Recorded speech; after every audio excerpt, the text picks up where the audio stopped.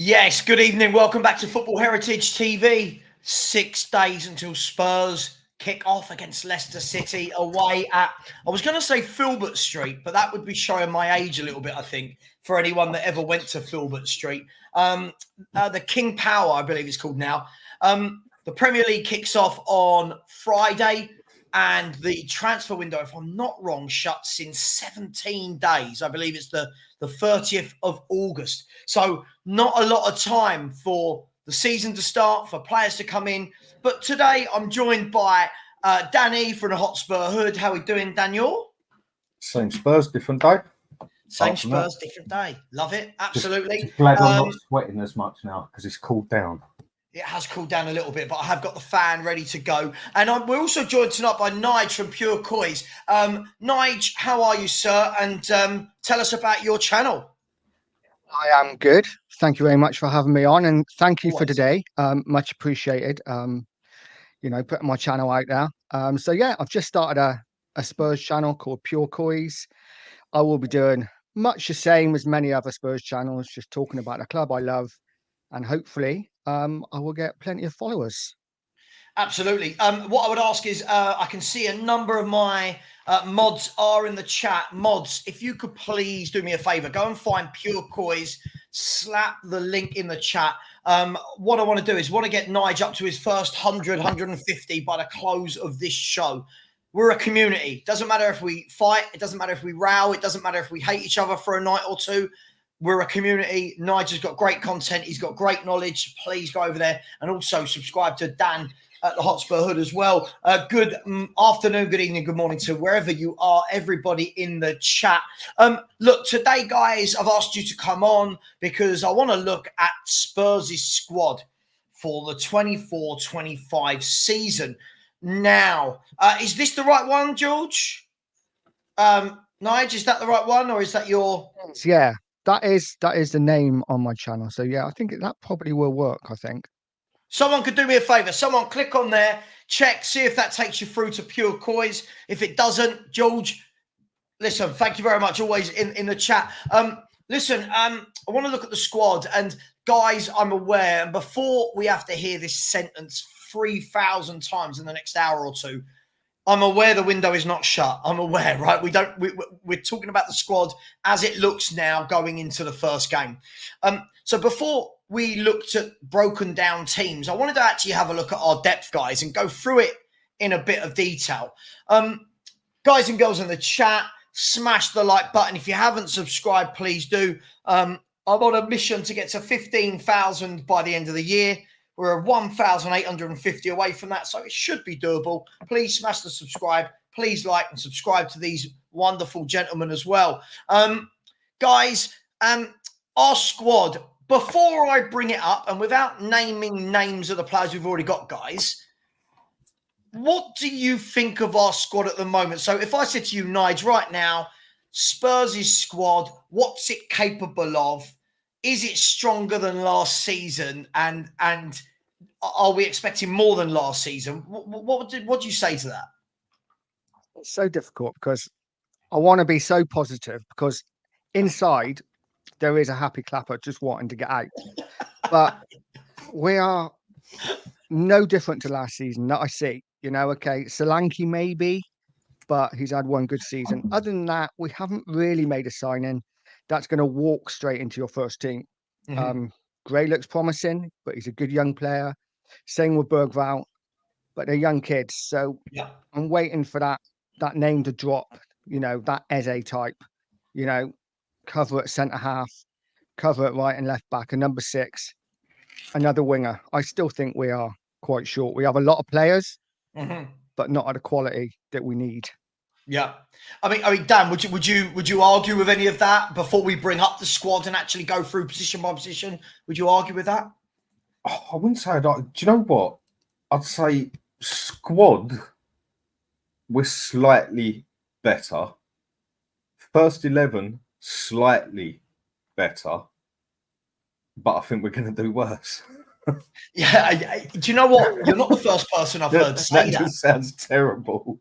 No, but you're not the first person I've heard say that. And a lot of that can be, and we'll talk about it as we go on, a lot of that can be attributed to the fact that look, last year for the first 10 games, we were an unknown quantity in the league, right? Which is, and the reason why we always reference the first 10 games is that was us at our best. When we were at our best, last August, September, October, that was us. Since then, it's been very hit and miss. And adding to that, guys, we've got Europe this year. So all of last year, and Dan, we've talked about this a lot, all of last year, he had the players 5 days a week. They were all in London. They were all on the training pitch. And it still didn't actually get better. And it didn't look like they got to know his formation. Now, all of a sudden, you've got 1 or 2 days on the training ground. You're going to be flying out to, I don't know, Bosnia and Lithuania, I don't know, whoever we play. So there's going to be less time on the training pitch. Is that why, for you, Dan, is that why you think that we'll finish lower or be worse? Is that what your thinking is, or something else? Partially, because it is definitely going to be a problem. But I think the other problem is we're not going to have those first 10 results that we had at the start of last season. Yeah. Which, for me, I thought we played okay in a couple of games. I thought we played good in about 3 games. And I think the other games, we just had some bloody good luck on us and some fortune that other teams couldn't finish come love nor money. The game I use for an example with that is the Man U one. We should have easily been 3-0 down at half time. I mean, what was it? Two open goals they missed and then one over the top that I could have put in the back of the net. Without those 10 games last season, we would have been in, you would have seen some severe trouble. We're not going to have those 10 games to start us, those 25 points, whatever it was in the first 10 games.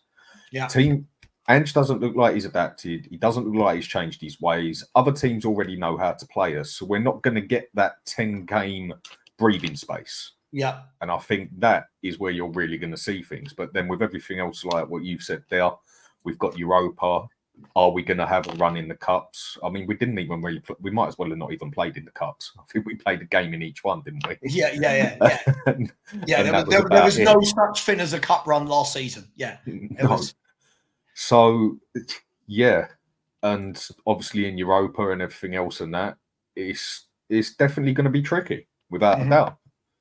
Yeah. I mean, look, Nige, let's get the squad out. They're not here, by the way. They're not with me. I'm not going to parade them around like the girls at the darts. By the way, Eugene, when you say 355 million is a crazy number. 355 million is what Ange has spent so far in his free transfer windows. He has spent, I think it's just shy of 350, but give or take 5 million. It's a lot of money. And we'll come back to it later because that's where you have to say, for 355 million, what should our squad be looking like? Look, I want to have a look. I want to have a look at the squad, and we're going to go through it. I don't want to jump ahead to different positions. So I'm going to bring this up. Hopefully people can see this. Had it nicely branded into my colours and everything I have. So this is the squad at the moment. So it's quite small, but I think I'll read the names as we go by the position. Look, guys, we got to start with the goalkeeper, right?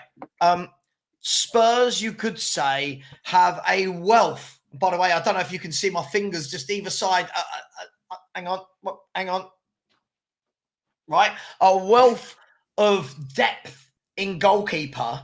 Vicario, Austin, Forster, Whiteman. You could add in Luca Gunter to that as well.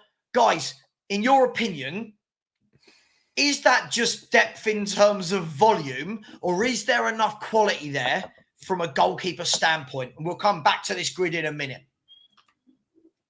That is just depth and volume. Right. Vicario's the only keeper that should start. And I even have my doubts about Vicario, but he's the best keeper we got. I don't think Austin and Whiteman have actually ever played a game, have they?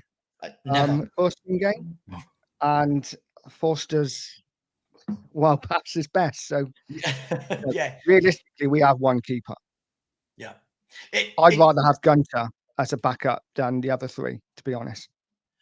Yeah, I mean, Dan, it's crazy. When you look at the goalkeeper situation, I feel like it's very much been led by how we've run the club. And what I mean by that is because of the homegrown rules, I think what we're seeing here now is, right, let's not go and buy a proper backup keeper.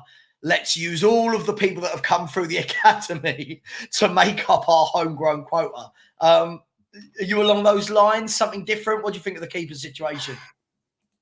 Well, apart from Vicario, tell me one of those keepers that would actually qualify for a League Two team, let alone the Championship team. Tell me one of them. Okay, Fraser Forster, you know what? I'd look on him as he's an old school keeper, very old school keeper. Obviously not on the same standards and that, but like a Peter Cech, like a David Seaman, like that sort of thing. Nowhere near those standards, but he's that old school goalkeeper, a big massive lump that stays on his line. So that's not what we need either, is it? I mean, he's not a bad shot stopper. I mean, he's a lumper out. Exactly. It takes about an hour. When he dives, it's like in slow motion. Yeah, he's not the worst shot stopper out there, but for anything else for a modern day keeper, he's well out of it. I mean, what is he now? 38? And I know keepers can last longer, but yeah, like I said, not one of those other goalkeepers would even make a League Two team, if we're going to be honest. That's my honest opinion. Yeah. By the way, Taylor Johnson, this isn't true. I did a show on this the other day. I'm not sure if I've still got the notes, but this isn't actually true. We've spent a lot more money than Liverpool, for example. We've spent £50 million less than Man City. Let that sink in. Chelsea, in 5 years, we've spent Chelsea, Man U, and Arsenal. Yep. They're the only three that have spent more than us in 5 years. Yep, absolutely. So again, yeah, when we're talking about that, look, we've spent a lot of money, guys. We spent a lot of money. Look, the goalkeeper situation, I think it's fair to say that no matter how much we might want to talk about better goalkeepers coming, can anyone see a new goalkeeper being signed anytime soon? Or do circumstances dictate that needs to be our collective of keepers moving forward? Do you know what I would have done? I would have just gone to Brentford and took Strakosha for free. Okay, not a great keeper. He was pretty good. He was all right at Lazio. Not a great keeper, but significantly better than anything we've got behind Vicario. On a freebie, 29, I'd have just snapped him up and put him in there. Cheap wages. And you could say that's at least a cover goalkeeper with experience in a big league. That's what I would have done, but he's already gone now on a freebie, isn't it? Yeah. I mean, Nigel, any last things on the goalkeeper before we move to right back? So, like you said, is very much for the homegrown quota, I think, isn't it? And apparently Foster is a really good laugh. So we got to keep him for that. Yeah, and absolutely. Listen, I do agree with this. Yeah, look, it's not necessarily what we spent, David. I agree with you. We're not recouping anything in sales. We've talked about that in the last couple of days. Dan and I talked about this the other day, if I believe, Dan, Friday night. We're talking about no money coming into the club. But this makes it even worse, David, when we are spending money and a lot of it is being spent on mediocre players again. And again, my man Eugene with the excuses loves it. Said our squad has been shambles for years, so we need to spend more than other clubs. But Eugene, the squad will be a shambles all the while we don't buy quality footballers. This is the problem. What we're doing is we're filling out the squad with Valises, who's now gone on loan. Ashley Phillips, now gone on loan. Solomon, Timo Werner, Brennan Johnson. We've spent a lot of money, but we're not actually, none of these players are really coming in and setting the world alight. So for me, I feel like this is, again, massive excuses, but hey, it is what it is. Guys, I want to look at our right backs. And this is an interesting one, especially with news today that the reports came out that Spurs want Wanderson from Brazil, from Monaco, which is definitely not in Brazil. It's in France. That was quickly poo-pooed by the in the nose. And it was very quickly afterwards said that Jed Spence is staying. Don't worry about Jed Spence. That gives us these right backs. I'll start with you, Nige. When we look at the right backs that we've actually got, you can see there in small writing, we've got Pedro Porro, who's your number one. We know that. By the way, me calling Pedro Porro a right back is a bit disingenuous, but you know what I mean. Porro as a right back. The next best, Spence stroke Gray, because we don't know if Gray has been bought to play midfield. We don't know if he's been bought for the right back. And then after that, you've got young George Abbott. in there as well. Talk to me about the those four options at right back, Nige. Well, I think Porro starts Sure. 99% of the time. The only time I think he's out, another player comes in. Spence, he can't defend, but it doesn't really matter in this system whether you can defend or not, because he'd be so far up the pitch anyway. Gray, I don't think Gray has been brought in for a right back. I think he will be played as number 6. And I to be honest, I've not really seen a lot of Abbott to know. So yeah, I think we're really light there again. Yeah, I mean, Dan, it's another one where we keep saying we're covered. Like people keep going, we're covered. We've got depth. It looks really, really poor in quality for me. I'm not putting words in your mouth. For me, Dan, it looks really, really poor. Once you scratch past the Porro surface, even Porro for me, because of the position he's played, and we'll get to the system in a minute. It kind of leaves no real defensive capability down that right-hand side from any of those players, does it? No. No. Well, I can only speak for Spence and Porro, really. Neither of them are right back. They're both right wing backs. Defending isn't Porro's strongest part, but he has got better, which wasn't really hard considering how poor he was when we got him. But he's an extremely good wing back. Mm-hmm. After that, Spence, he's another wing back. He's had a moment or two at Forest since he's been with us. I think he's had, 1, 2 good friendlies. Yeah. So we do get hyped up about friendlies, don't we, Dan? We really do. We see a player in a friendly and go, "Poor this kid. This is Cafu. This is Cafu reincarnated." So with that there, if Porro's out, we're in the dogs again, aren't we? Basically, yeah. Unless Spence shows us something that we don't know, and he hasn't done anything to do that yet, except one good friendly. And for me, it takes more than one good friendly of 45 minutes to show that you're capable. But I suppose time will tell on that one, because he's going to have to get used. And if we weren't going to buy another one, then we keep Spence there, because we just got rid of Royale, and I don't think he's going to be any worse than Royale, to tell the truth.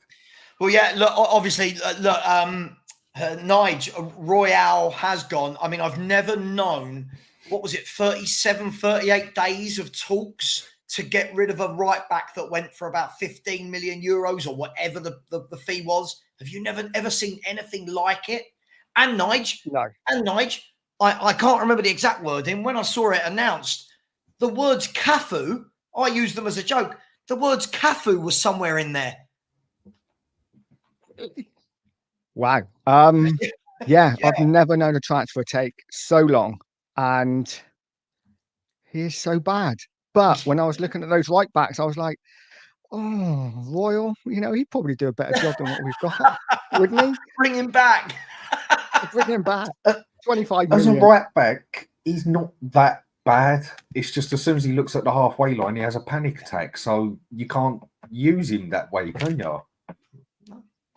No, absolutely. By the way, Rich, I agree. We're gonna talk about the system later. All I'm saying is that if we're going to get to a stage where we're saying, "Oh well, no one's game really is to defend," you're not going to improve, right? You've got to have half your team needs to be able to be defensively solid, right?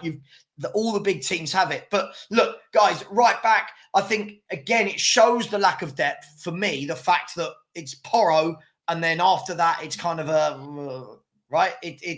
Am I being harsh, or it just seems a little bit lightweight in that area?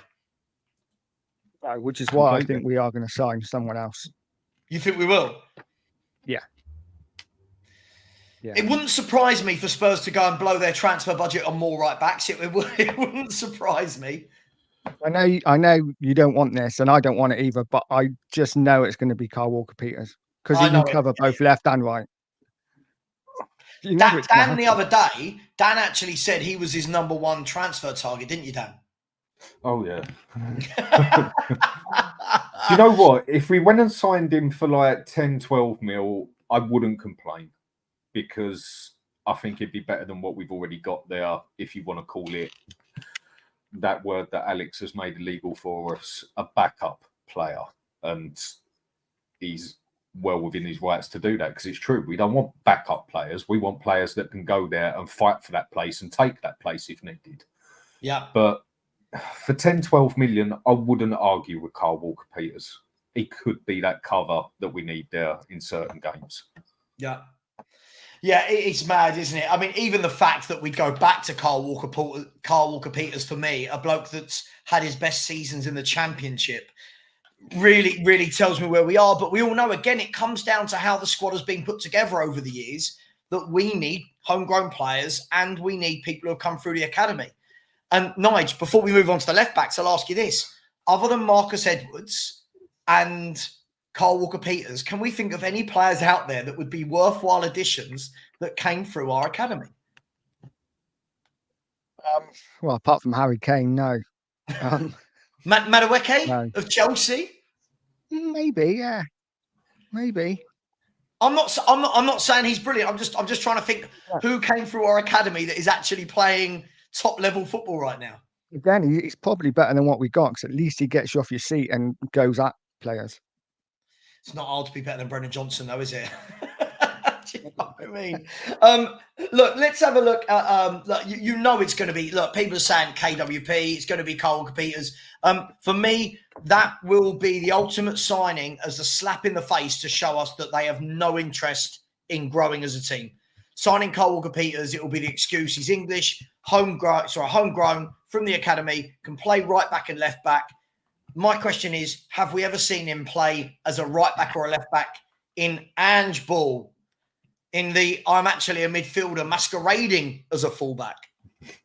I don't think I've seen a right back or a left back play that way in Ange Ball as such. I don't think I've seen one ever play that way. It's mad, isn't it? Maybe it's just me. Maybe I'm a bit too young. Yeah, it's mad. Tetley, I said, why don't you give Spence a chance? First of all, you don't need to shout it. It's absolutely fine. I'll still be able to read it if you use little letters. I went to school. I can read. It's not about giving a chance, but the problem is, if we went by this theory every year, guys, last year it was given Ndombele a chance, give Lo Celso a chance, give Brennan Johnson a chance, give Solomon. Dial. At some point, it needs to not be giving a chance, right? And it needs to be, yeah, that's a top player. Guys, girls, let's have a look at the next position. So this side, we're going to go to the left back before we look at our centre-half situation. Again, it's very similar to the right back. You've got a doggy who is, I mean, tell me if I'm wrong, a doggy who is the number one by a million miles. He's the number one left back, if you can call it that. And then we've got Ben Davies for what seems like his 20th season in a row at Tottenham Hotspur. Jed Spence, who can cover there. I'm doing it again. Where are they? Who can cover there. And then Donnelly, who we've seen play about an hour of football at left wing back against people like QPR and Hearts, who is actually a left-sided forward. Dan, is this a carbon copy of the right-hand side?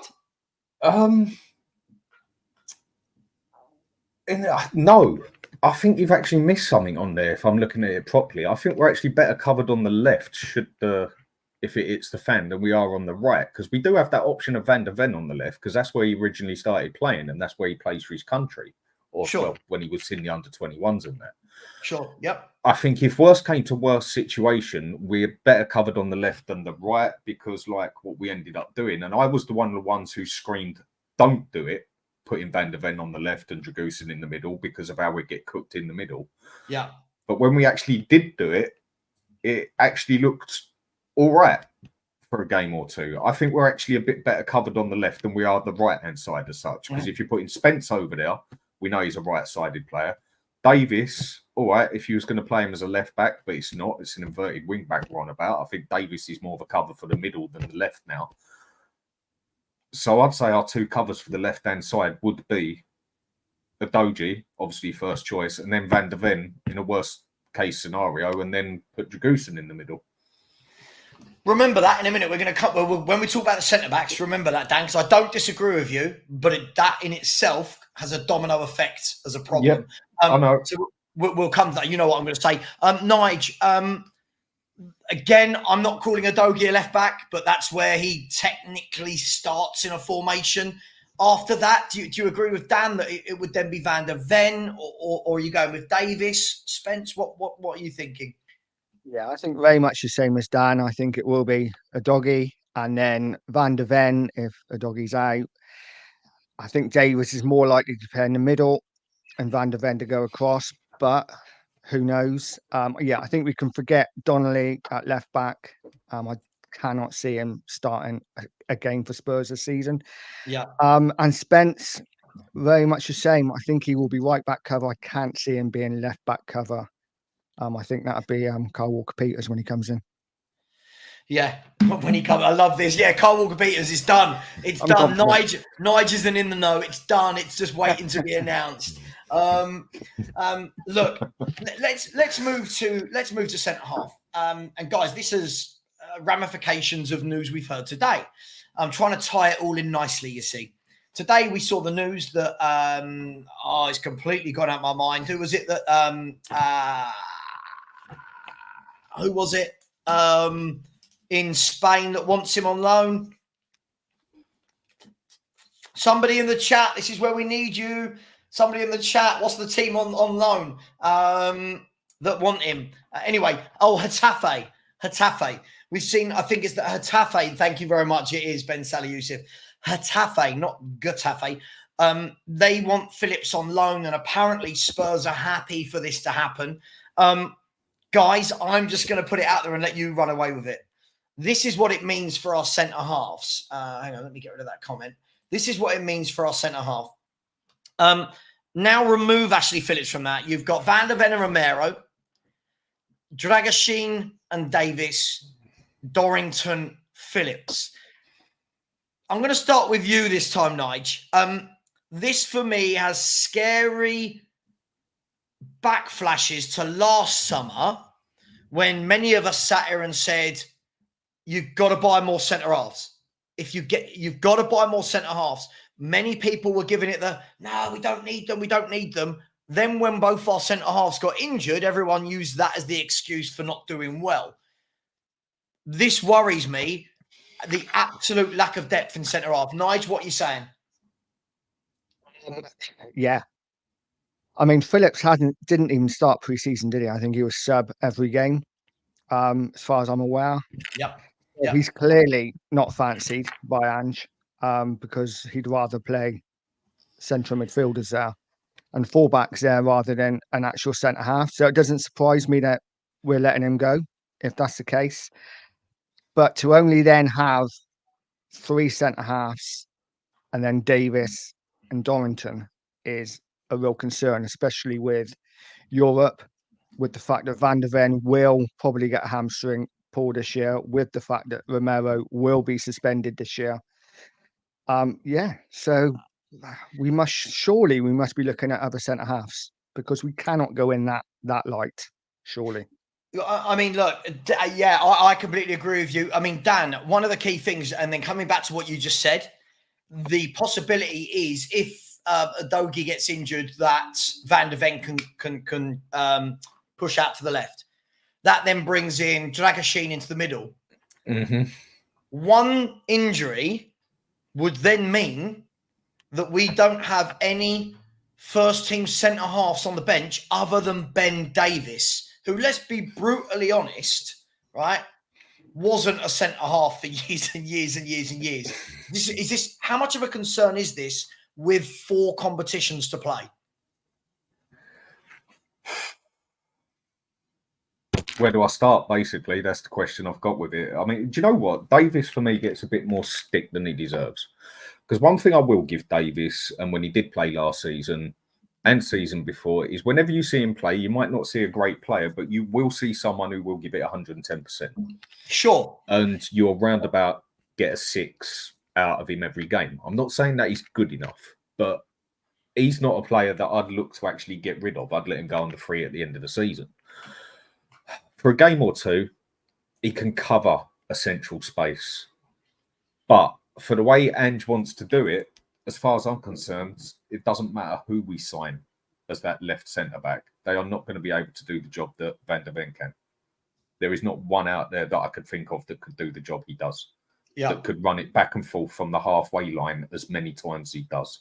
And with what Nigel said, totally agree. It's nothing you haven't said before. Stel, Alex, Alan, my mate Dave, I can write a whole list here. Everyone is just literally sitting here waiting, who knows anything about football, for that thing to come up on the screen or to see him go down on the pitch where Van de Ven has no hamstrings left. And that is our biggest problem there. And like you say, I said, if I go put him on the left, then we got Dragusin in the middle. And one thing Dragusin has proved, very good at going forward with the ball and everything, but he's not good on turning back on himself and coming back. Yeah. Yeah, look, I agree with you, Dan. Look, I do think Davis gets a lot of stick. I think the problem is Davis, for me, is I don't know if this is the right word. Some of you are going to be a little bit more. Big up to Dave in the chat. I'll bring you in a second, Dave. Thanks for joining us. Davis, for me, give me a better word. I think he typifies, personifies Tottenham. That the fact that 10 years later, we're still talking about a squad where a player who has been a perennial backup player is now our kind of first choice centre-back in line should Van de Ven and Romero need a rest. Like, we're still at the situation where it's bad. Right? And that for me is a massive concern. Dave, I'll bring you in here. We're looking at the different squad positions, and we actually looked at, it's quite small, but you can see there the centre-half options. That other than Dorrington and Phillips is going on loan, other than Dorrington, who I believe is out until Christmas, it's 4 centre-halves if you include Davis and 4 competitions. Dave, is that enough to see us through 4 competitions with Van de Ven's hamstring, Romero's tendency for injury and for suspension? Is that enough? Well, short answer, no. But great chat so far, guys. I've agreed with virtually everything you said so far, by the way, so I've been watching along. Centre-backs. So, yes, we need a left-sided centre-back and we need someone with pace. When you play centre-halves, particularly if you play the 2 there, they tend to do slightly different roles. One's normally a bit more of a go to the ball, defend on the front foot. The other one's a sweep behind on the back foot. And at the end of the day, we've only got Van de Ven that does that. I don't mind Dragusin and Romero. I think that's 2 quality right-hand side centre-backs to be that ball-stopping centre-half. But we haven't got cover for cover for Van de Ven. So that's my big concern there. My other concern is how far up the priority list is it for our transfers? Because we've got a lot of other positions that we need to buy as well. So there's the other concern there. But this is what makes me wonder, guys, and we'll get to the transfers afterwards. But this is why sometimes I look at our squad and I go, it feels like all we do every window is buy wingers and centre mids. Like, I feel like we don't ever actually cover what we need. You look at in this window, you look at, I know he turned us down, which is madness, right? Tosin Adarabioyo went on a free, homegrown Premier League experience.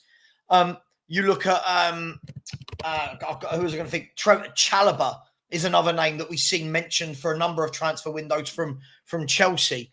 I would have thought we would get someone, whether it's a free transfer, just to bolster up that area. Because, guys, I'm going to say this now. If Van de Ven and Romero both get injured again, like they did last year at the same time, we can't then turn around and go, poor Spurs, we don't have backup.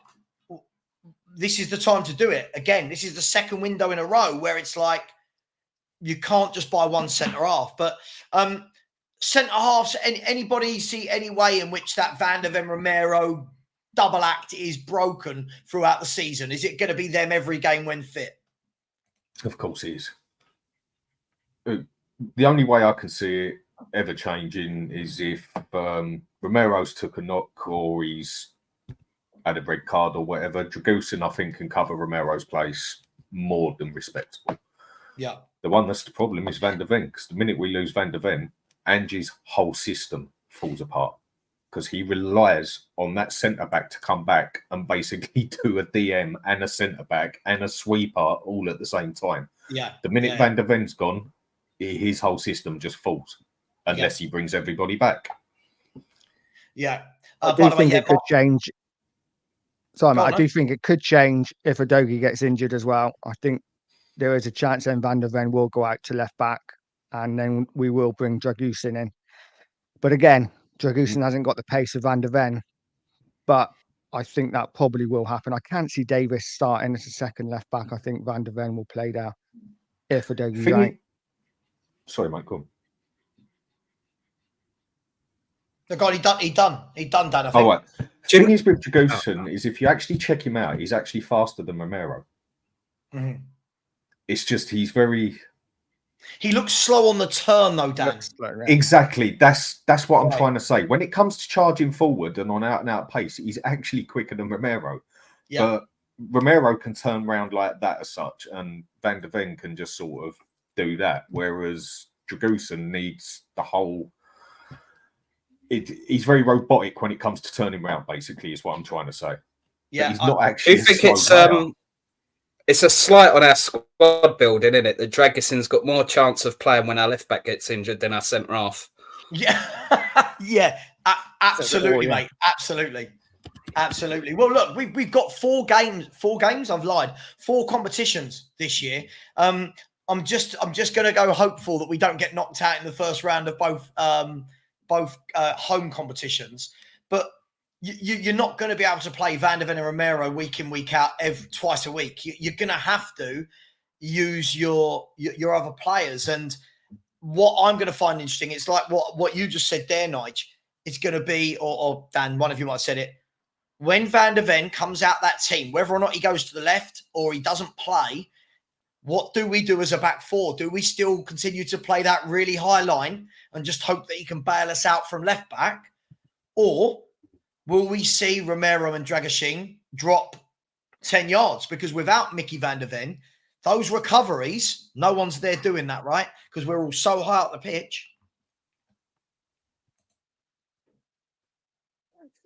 Anyone? I mean, yeah, I do think if you're looking at UEFA Cup, for instance, I think it will be the likes of Davis and Dragusin at centre back, the likes of Spence at right back.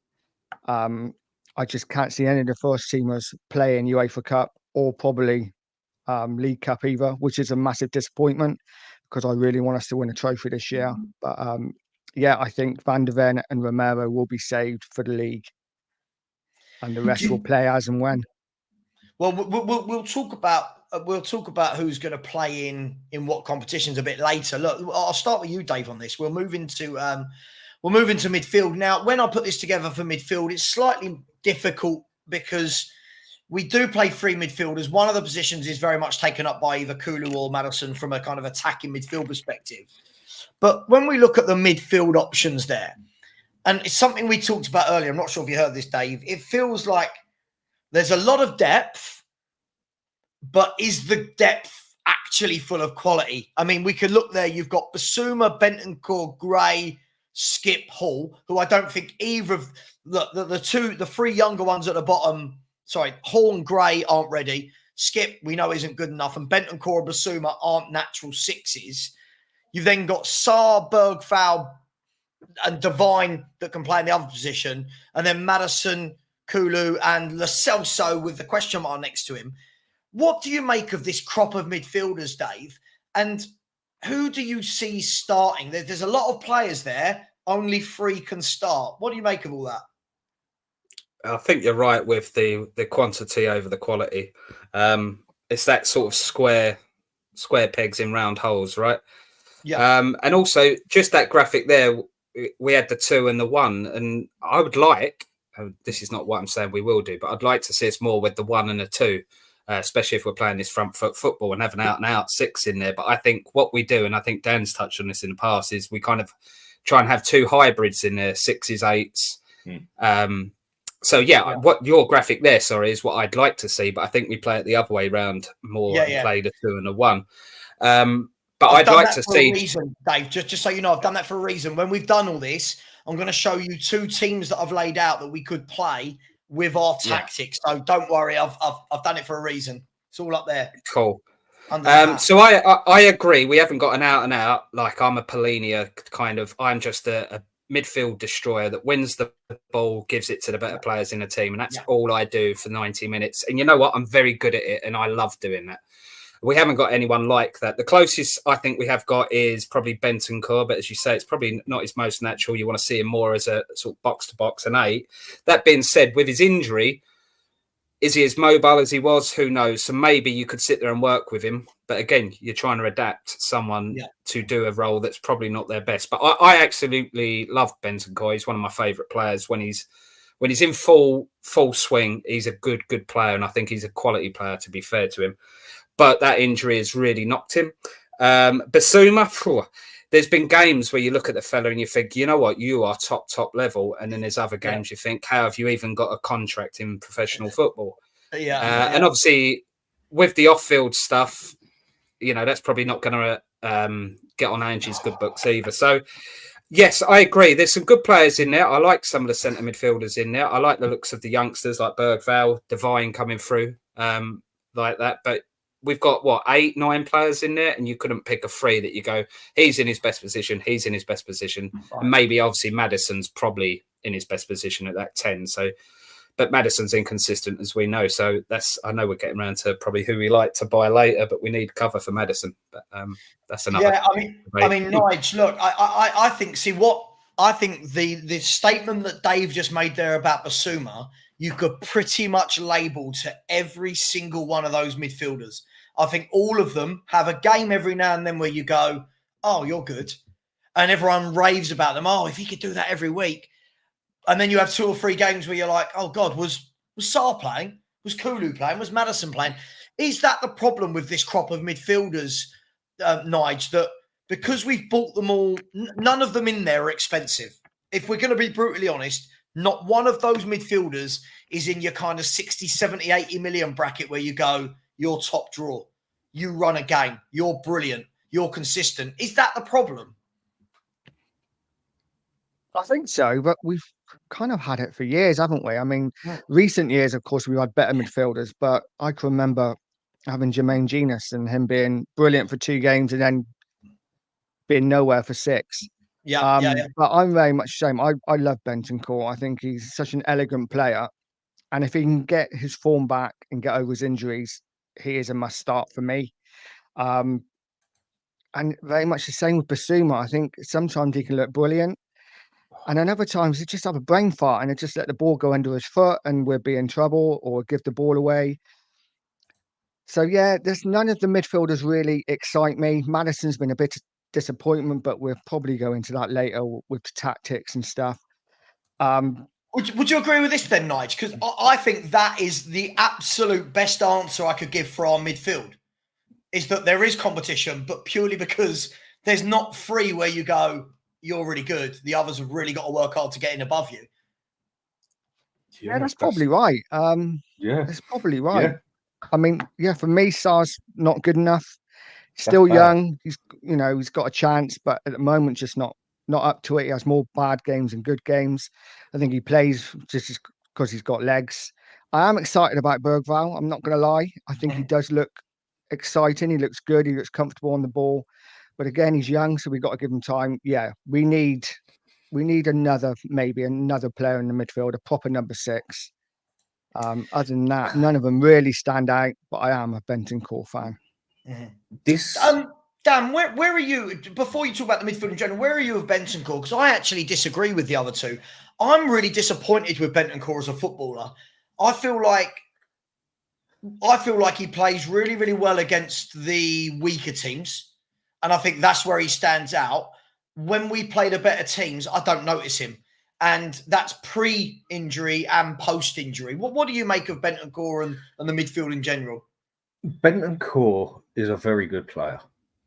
And when I watched him play at Juventus for quite a few years, like everybody knows, I follow Serie A, always in the first team, solid player. When he played there, though, DM was his first place, but it was a sort of mixed role he had there of a sort of DM, deep line playmaker at the same time.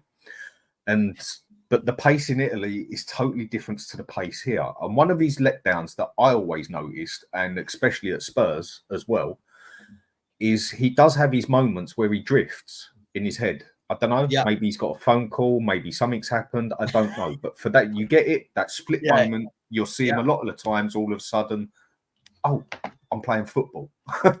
He just sort of he has those moments. Yeah, he's in and out. And on his day, he's a very good footballer. But I personally think that ACL has done him good and proper. I don't think you're going to see him go back to the standards he was, because I think that ACL has damaged him in quite a few ways, as it has done a lot of players. And that's not his fault.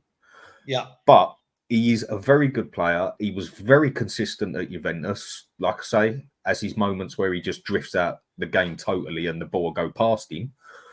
But that's something he's always done. But at Juventus, he was a very consistent and very good player. But their style of a DM is totally different to our style of a DM in a majority of their teams. Yeah. It's a lot slower temperament out there. Absolutely. Just before I ask the next question on the midfield, guys, there's 551 people in the chat and 147 likes. The conversion rates in the Tottenham Hotspur fan base are absolutely shambolic. I know we've not been treated to any trophies, but can we at least show a little bit of oomph for 4 people who are giving up their evening for you? Smash the like button, people. And if you haven't subscribed, please do. We've had 2 new subscribers tonight. Let's see if we can get another 10 to 15 subscribers. Please go and subscribe to the Hotspur Hood, and please subscribe to Pure Coys as well. Guys, one of the things that disappointed me with the Archie Gray signing. Now, I'm not having a go at Archie Gray, so please, before people have a go, hear me out. One thing that disappointed me with this was you've already got Papa Sarr, who is a young midfielder that plays, I hate these terminologies, but plays as an 8, right? Box to box 8, whatever. You'd already bought Bergvall, who is an 18-year-old midfielder coming in, needs to get to know the league, who can sort of drift in him and looks a very good, tidy footballer. You've got Basuma, who's not going anywhere. Bentancur is not going anywhere. Skip isn't going anywhere unless we buy another homegrown academy-trained player. You've got Maddison. You've got, I'm missing one as well, aren't I? I'm missing one of the players. You've got all these midfielders. Then we go and spend 40 million of our transfer budget on another midfielder, Dave. And I'm not saying he can't be good, but aren't we just blocking all these paths for all of these players now that we're not actually going and buying anything different to what we've got, or a senior midfielder that stands out? Does that make sense? Yeah, 100%. It feels like a signing you should make when you're on top of the league, dominating, right? You go and sweep up all those good youngsters coming up. But at the moment, we haven't built our first team, right? So focus on that.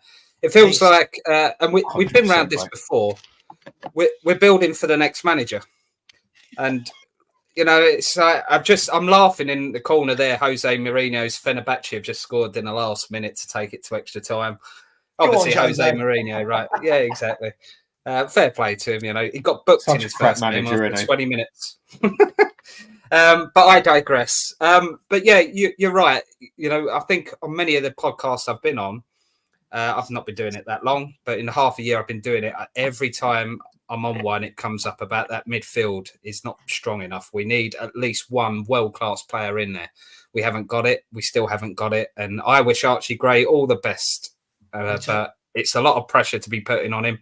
And the rest of them, they've all got question marks, whether that be injuries, consistency, age. There's not one player in there you go, you're my first choice midfield. Boom, you play over everyone else. Yeah, that's a worry. Yeah, I mean, anyone want to add anything to that? And I think the key thing for me to look at here is, again, it's not knocking Archie Gray. I just think that when a club like us had so much... Dave, I think you said it when you came on. It was like, was a centre-back an option? We had loads to do. For me, I'll ask, was another young 18-year-old midfielder who kind of plays the same position as the ones we've already got, was that a priority? I didn't quite get it. Do you know what I mean? I didn't get it, guys. No. Yeah, I felt centre-half and centre-mid were the positions we had at least covered in numbers. Maybe not quality, but numbers. All the way down the flanks, we have got not enough quality in depth. And up front, I don't think we got quality in depth. We need another goalkeeper. Obviously, I went on when that was going through.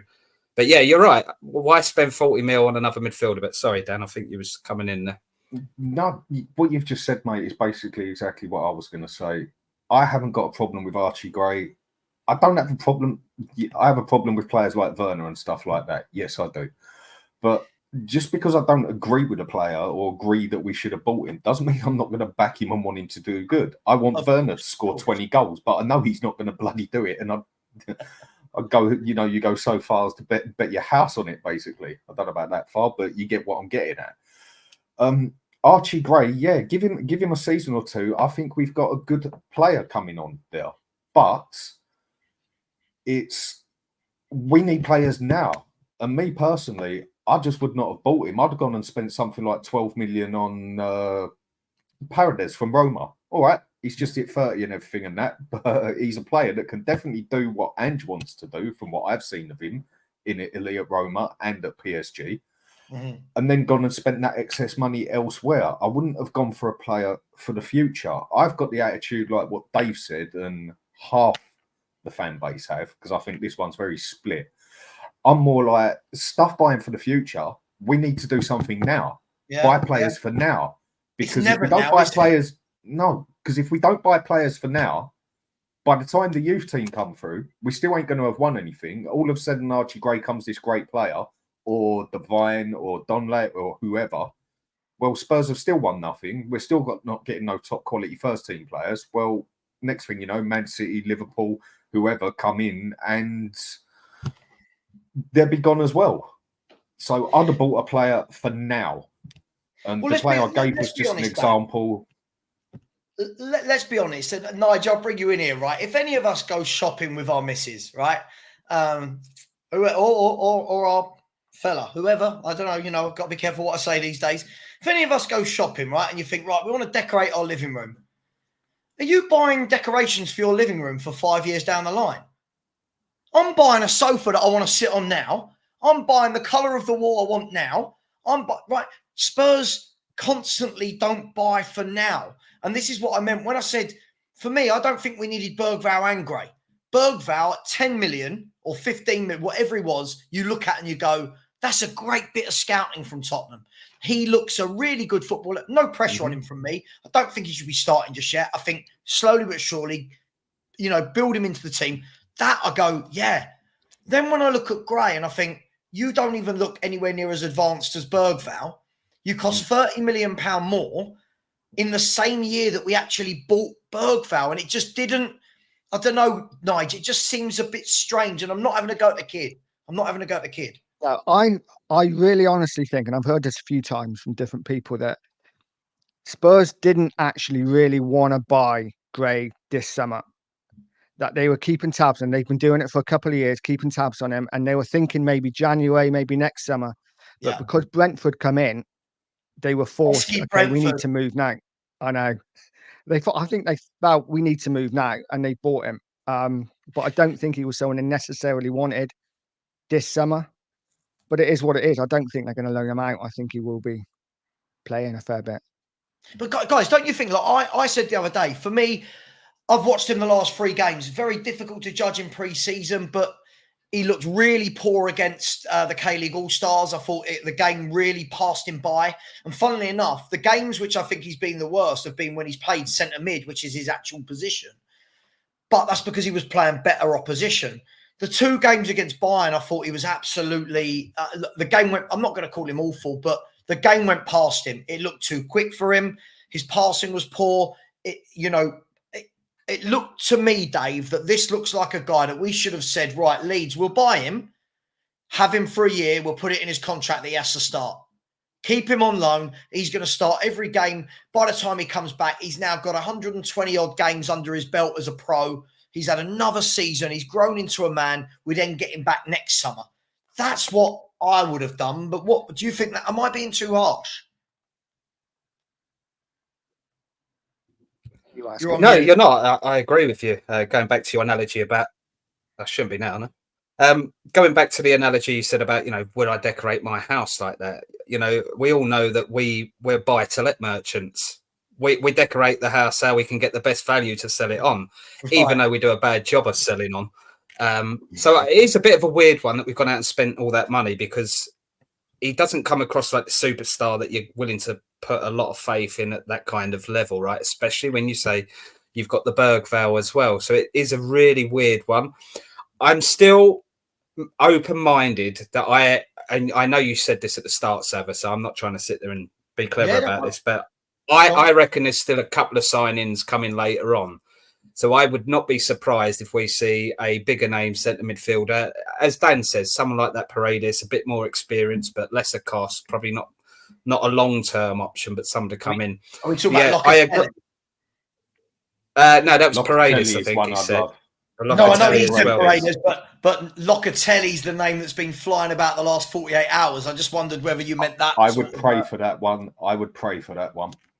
Listen, it'd be any one of them, but again, it's that scattergun approach that I think you're criticising there, and I'm with you on that criticism. I don't think that's a well-run club that does that. As I say, you buy them kind of players when you're on top. We're not on top yet. Let's buy players to get us on top, and Agreed. On top for us is challenging at the top. In this league, we have to be very, very careful. No one's got a God-given right to be top of this table. It is an absolute brutal league. What we're asking for is us to try and dine at that top table, challenging the rest of them. And it don't seem to be the last few years that we've been doing that. You think where we were under Poch, I don't want to go back all that way, but you think where we was up there fighting away with the top, but we're not now. And we feel like we're getting further and further away with these kind of signings. That's how I feel. Yeah, fair points.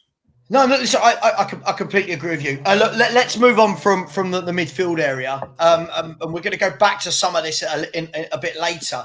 By the way, look, comments like this. Look, Ankit, I don't disagree with you. I do think he'll get minutes. I do think he'll grow. I think the difficult thing is, Ankit, we do this every year. It's constantly, can we get the minutes and grow? What we're asking for, I think, what I'm asking for, I don't want to put words into anyone else's mouth, is the aim has to be to catch the top three or close the gap.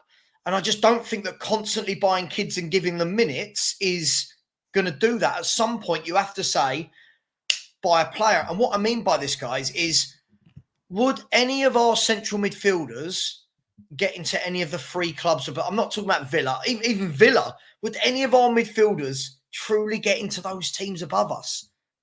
They'd struggle to get in West Ham's team, for God's sake. Right, that's the worry. And what you said about the three in the middle, and Dave, I think, said it earlier, and Nigel mentioned it as well. None of those midfield that we have got actually should almost have the right to walk into that team. They just do because they're the only players there as such. And Gray isn't any better to say, right, that's my place. You two fight for your place. Yeah. It's basically goes back to what you said and others have said. It's just another one in there when, I don't know, he might be there today, but he won't be there for the next 3 games, and he might have 3 games and he won't be there for the next 10 games. Yeah. I want us to go and get a player there or anywhere that is bang, you're in that 11. You're in that team because you're better than anybody we've already got there at the moment. A player that the entire fan base, Dan, says he's got to start. Like with no debate, that we all sit here and go, yeah, he's got to start. He's like Kane and Son used to in the past, say 3 years, for example. Right. Absolutely. Guys, I just want to get through to a few super chats. Please keep smashing the like button. We've got 201 likes. There's 552 of you in the building. We should have a lot more. We should have at least 300. Come on, people. It is free. As a YouTuber, I don't ask for your money. I'm not asking for a lot. It's free. Okay? It's free. Eugene has said, rather see Gray play than us getting another average centre mid who we want to sell in a year. But that's what we're saying. It should stop being kids and stop being average midfielders. And it should be midfielders that, one, are quality, or two, and we're going to talk about this later, fit Angie's system. And Dan, we'll come back to this because, Dan, you and I have said a lot about, and we're going to go to this later, we're not going to talk about it now, but we've said a lot about this system and not liking it. But when you mention players who fit this system, everyone says don't want him, but yet they want the system. So we'll come back to that a bit later. Olmo has said, we signed De Ligt and Mazraoui, now Ugarte. Now Ugarte soon. Olmo, I'm guessing you are not a Tottenham fan, unless Spurs hijacked all 3 of those deals. Yeah, look, I think that, Man United is going to go one of 2 ways. Mazraoui and De Ligt have both played for Ten Hag. He knows them well. They know Onana. They know Anthony. It could go one of two ways. You could either be very, very good or it could be really, really bad. But Agati, I think, would be excellent. Bringing in Agati to play alongside someone like a Kobe Mainu, I think that will take you up another level as well. Thank you so much for the super chat, Olmo. And Pete from our WhatsApp group, Nige. It's Pete, who always leaves voice notes while he's having road rage with people. Says in the midfield and forward line, we have players that we speak more about them having moments that we remember rather than a full good 90 minutes. Guys, this is spot on, isn't it? I mean, constantly we say things like, oh, Brennan Johnson scored today, like he scores a tap-in, and then for 5 games before that, didn't know he was playing, and then we run with that. Is that a problem, guys, that we are a team full of moments rather than consistency? When you can look at Johnson, sorry, I've just got to jump in with that one. When you can look at Johnson and say, yeah, but he scored a goal and he had a good game. No, he didn't have a bloody good game. He had a good 5 minutes in a game. Yeah. And then what he did, credit where it's due, he managed to adapt and he'd have a good 10 minutes in an odd game here and there. But then gets hyped up because he'd done something in that 10 minutes.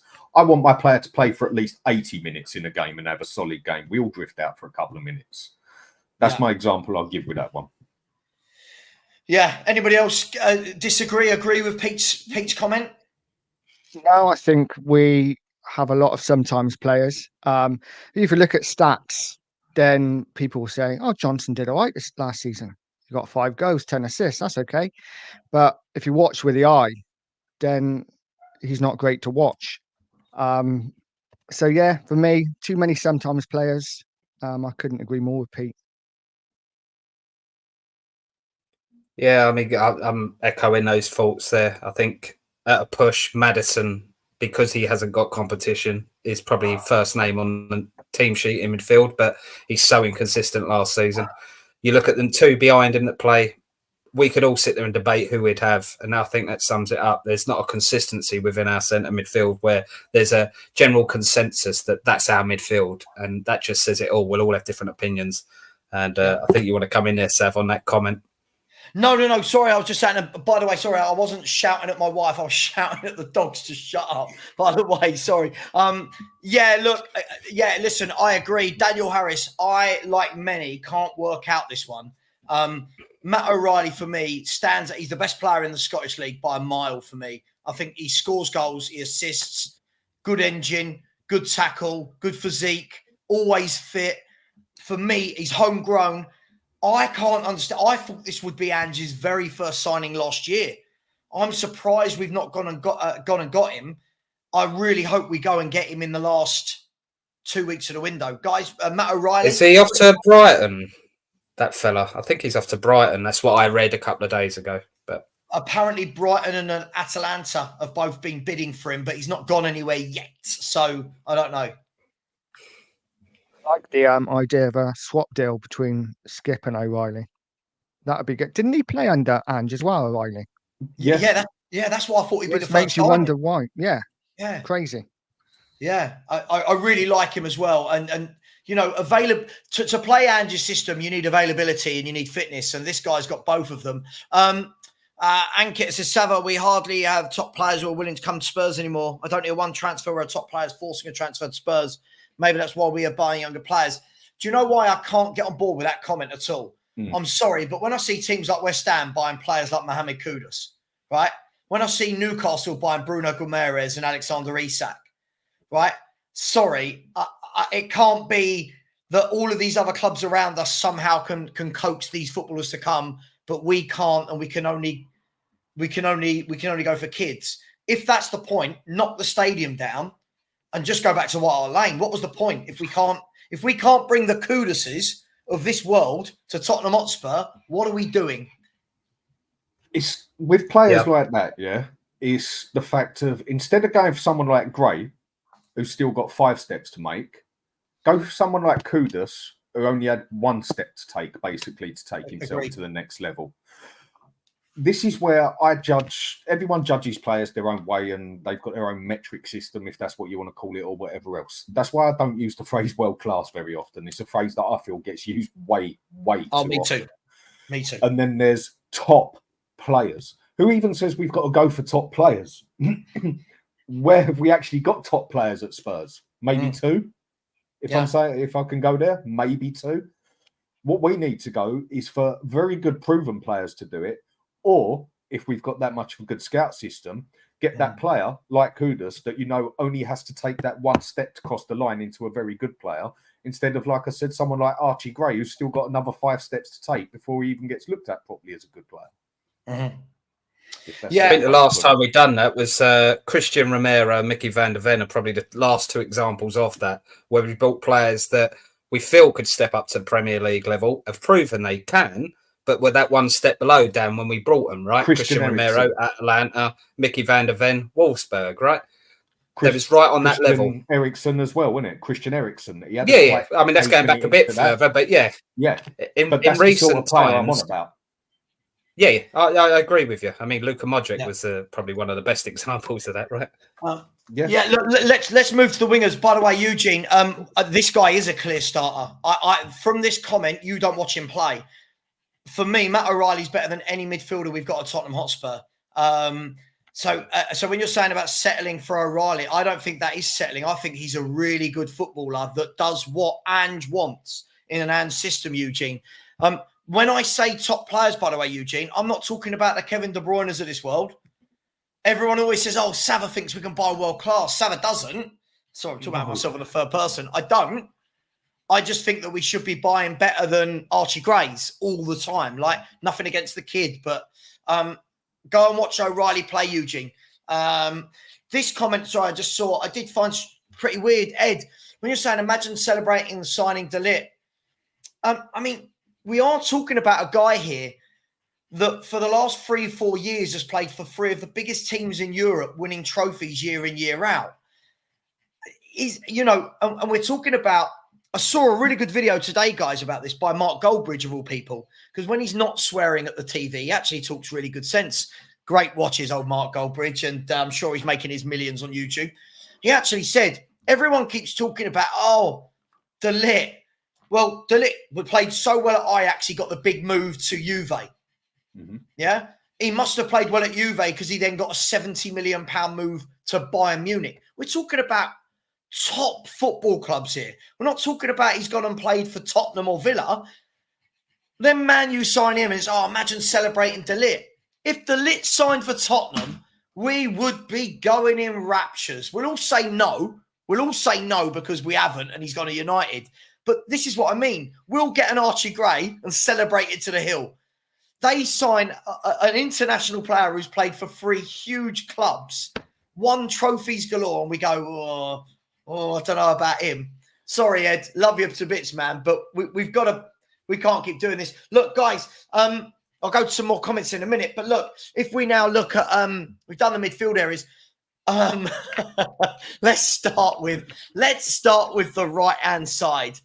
I'm going to be honest and say that 4, Mikey Moore in brackets aside, does absolutely nothing for me as 3 right-sided options. Johnson, Kulu and Solomon does absolutely nothing for me. And I'm going to put my money and say I don't think Mikey Moore starts 5 games for Tottenham this season. Let me start with you, Nige. That right-hand side, Johnson, Kulu and Solomon. Yeah, it's pretty bad, isn't it? I think Johnson starts. I think, does he? I don't know. Maybe Kulu starts. And I kind of think Johnson's maybe better off the bench because at least he's got a bit about him when he comes on.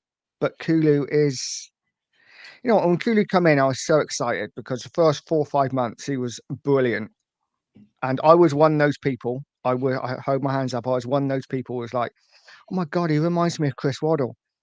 But ever since those first 4 months, he's just been awful. And, he's had a good preseason, I guess, but again, that's playing through the middle. It's not really playing out wide. I don't see him as a wide man. So I think it will be Johnson. Mikey Moore's a good young player, won't get many minutes.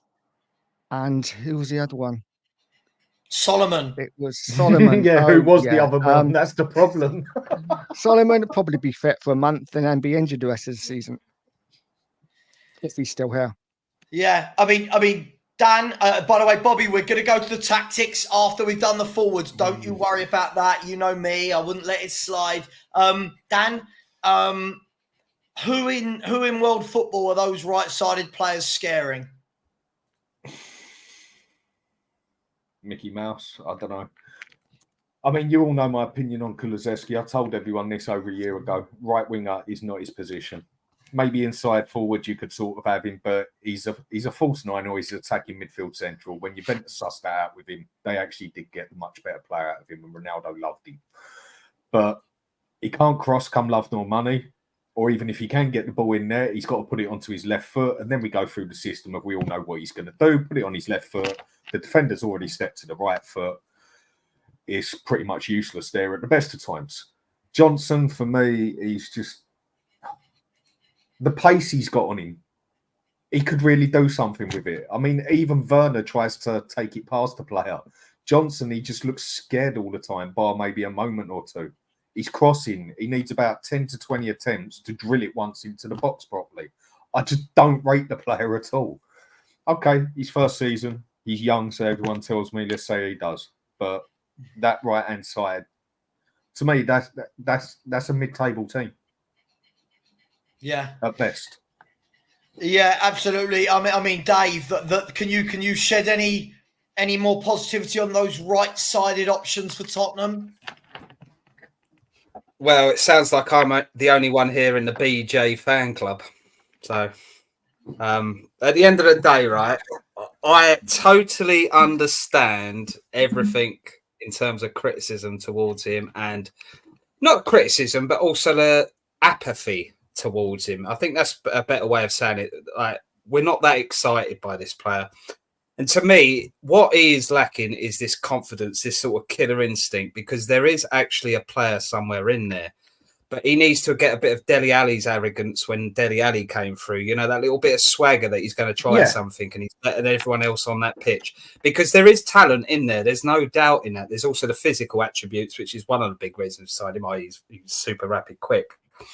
So I'm still hopeful, and I'm not expecting this, by the way. I'm hopeful. So that probably sums up where I am on it. I'm hopeful that he will turn things around and become a big player for this season. That being said, you asked the question, does it scare any big teams? No, it doesn't. Kulusevski, on the other hand, I like him as a jack in the box to bring off the bench. I think that's his best role in the squad. I think he don't know what he's doing after time. So if he doesn't know what he's doing after time, nor does the opposition. And not to forget, actually, when he had his best form in his terms of his crossing, he could put in a 7 out of 10 cross in terms of quality, and he had Harry Kane in the middle making movements. And although he didn't in the Euros, that's another one. But what I'm saying is he had a world-class striker in there that could make a bad ball turn into a good ball. So I think Kulusevski's sort of first 4 or 5 months obviously was with Kane there, but I do like him as a squad option. But again, neither of those two players, which will be 1 and 2, I've said are really good attacking right wingers or right forwards, as they should technically turn. Mikey Moore, honestly, absolutely love this kid. I think there's a talent there, highly rated across Europe. I've seen him play. The only concern I've got about him at the moment is you want him coming into a successful team, learning off these successful, experienced wingers, a bit like how Man U used to do it in the past. I know we're not at that level, but that's the level you want to aspire to be. At the moment, he's coming into a team that's not confident, that's not winning. So if we ask too much too soon, we could break him. But it could also go the other way, that he might accidentally get a run in the squad because of an injury, lack of form or whatever, and he might get a little run and prove it. My other concern with him is his physicality. He still seems like he's not like a Wayne Rooney who was built like an adult at 16, 17. Mickey Moore's quite lightweight, quite slight.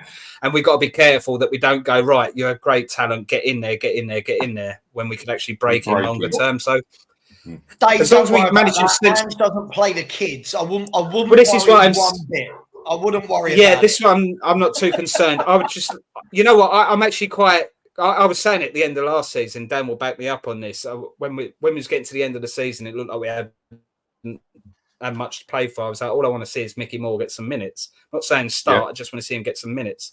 And we did at the very, very end. But next season, what I want him to see, if he's not going out on loan and getting minutes and he's staying in the squad, he has to get minutes, whether that's the odd Europa League start, whether it's He's coming too off the young bench to go 20 on loan, minutes isn't he? ago. Yeah, he can't. Isn't He's he only too just young? He's not allowed on loan. No. Well, not till technically, he's just 18. signed his first professional contract, isn't he? So Yeah, if but he I can think sign a you have to professional be contract, 18. then can he go? You have to be 18 to go You on have to be loan. 18 to go on loan. Yeah. I'm pretty sure of it. I think you Did do. not know that. I just assumed as soon as you signed as a pro, you could go. But I No, didn't know it's that. like the if first he is- contract you can sign at 16, isn't it? I think it's 16 you can sign your 3-year contract, and I think it's 16, but you can't go on loan until you're 18, if I remember right. I believe the that's definition between professional and youth contract, schoolboy, Yeah. right? But I'll take your word. Yeah. I won't argue with that because I honestly thought it was as soon as you signed a pro contract. I think the funny thing we're going to see, right, is I think, look, just to come back to that, first of all, I can't disagree with you more with respect, Dave, about Brennan Johnson. I don't see that there's a player in there. I've never seen that there's a player in there. His touch is horrible. He hasn't got any skill to beat a man. What he does, every now and then he goes in, scores a 5-yard tap in or pulls the ball back 5 yards, and we go, look at his numbers. The difference is all of those goals, nearly all of those goals and assists are against the really poor teams where we have most of the ball. When you watch him play, as I always say, if I'm a left back, I am losing no sleep the night before in my hotel about playing Brennan Johnson. I am tucking him in my pocket all day, every day. Look, Mikey Moore, I think the difficulty is what we've done, Dave, all summer for me, Spurs as a collective, not everyone, but as a collective fan base, everyone's lost their mind about these kids. We do it every summer. We have the best group of youngsters in world football. Like, I don't know how anyone thinks they know that, but apparently we do, right? Oh, these kids are going to be brilliant. I bet you come the first game, come the end of the transfer window, I bet you there's only one that's left, and I bet that's Mikey Moore. Scarlett's gone out on loan. Phillips is going out on loan. I think you've got to get Lancashire out on loan to get him minutes and let him feel what it's like to score goals in a senior team, because he's not going to play in front of Richie and Solanke. Hall, I just can't see. He's got so many bodies in front of him. Who else is there? Donnelly. I can't see him really getting games unless there's massive, massive injuries. For me, I think everyone's shot their load a little bit too early on these youngsters. And the difference I'll say is I watched Man City in the Charity Shield starting 4 kids from their youth team. That is when you start talking about, Jesus, look how good our young kids are when they're playing in big games against your City rivals, right? Barcelona the other night had 8 kids that were 18 or under in the first team. Can you imagine, Ange, even giving Mikey Moore a start? Bona fide youth players as well, not youth players that you've signed in recent times. Exactly. Look, guys, let's... Go on. No, it's just because we touched on it on our podcast, didn't we, Dan? Was the fact that actually in the last couple of years we actually have put some investment in our youth system, whereas the 5-6 years before that we didn't even give a toss about it. So I was happy to see the youth investment, but I agree with what you're saying, Savva. It's too much to put all your eggs in that basket per se. It's just nice to see us having some youth coming up. But if the first team ain't doing it, then what's the point in having a good youth system, right? But sorry, Dan. That's right. Just the one quick point I'll add with that is, okay, when you're 24 to 25, a year is neither here nor there. When you're 16 to 17, 17 to 18, a year is massive. Yeah, agreed. But my point on this is, wasn't last season Angie's chance to mess about and pretty much do what he wanted and get to know some of the players and get to know some of the youth players by playing them 20 minutes here, 15 minutes there, which he could have. And if he'd have half used his brain, we could have stayed in the League Cup longer. And instead of making 9 changes, put 1 or 2 youth players in instead.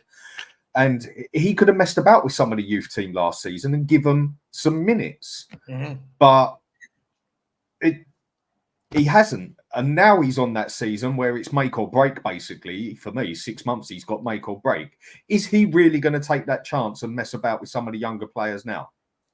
I don't think so. Dan, this is it. In a season last year where at one point we had no Richie, or Son up front. He didn't give any of the kids a start up front. Nope. In a season when we had defensive injuries, he didn't give Dorrington a minute. He didn't give Ashley Phillips a minute. But now we've got to this year and everyone's going, these kids, I don't think this guy is ever going to play them. And I've got, by the way, on my Sky Sports at the moment on my TV, I'm seeing all the League Cup games that are going on tonight. And I'm just thinking to myself, by now, these clubs have played one cup game, one league game. This is where Donnelly should be. This is where Lancashire should be. This is where Hull should be right now, playing in these games against grown men, learning inside out proper men's football. But they're all still at Spurs. They're all still at Spurs. And I don't know what the plan is, guys. But look, we'll go into that a bit later. Just quickly, before we move on to the left side, Faz, Spur, big up Faz. Hope you're doing well. I was on BJ's side versus Bayern, poor without ball. I agree. I think he's lazy and not very strong when he's not got the ball. And I think on the ball, he just looks He looks absolutely atrocious for me. Big up to you. And another comment I saw, Kudas has one decent season and still ended up with less contributions than Decky, Johnson and even Werner. First and foremost, you have to say that one of them was playing for West Ham, right? One of them was playing for West Ham. And when you actually look at the stats, did he have worse stats than Johnson and Werner?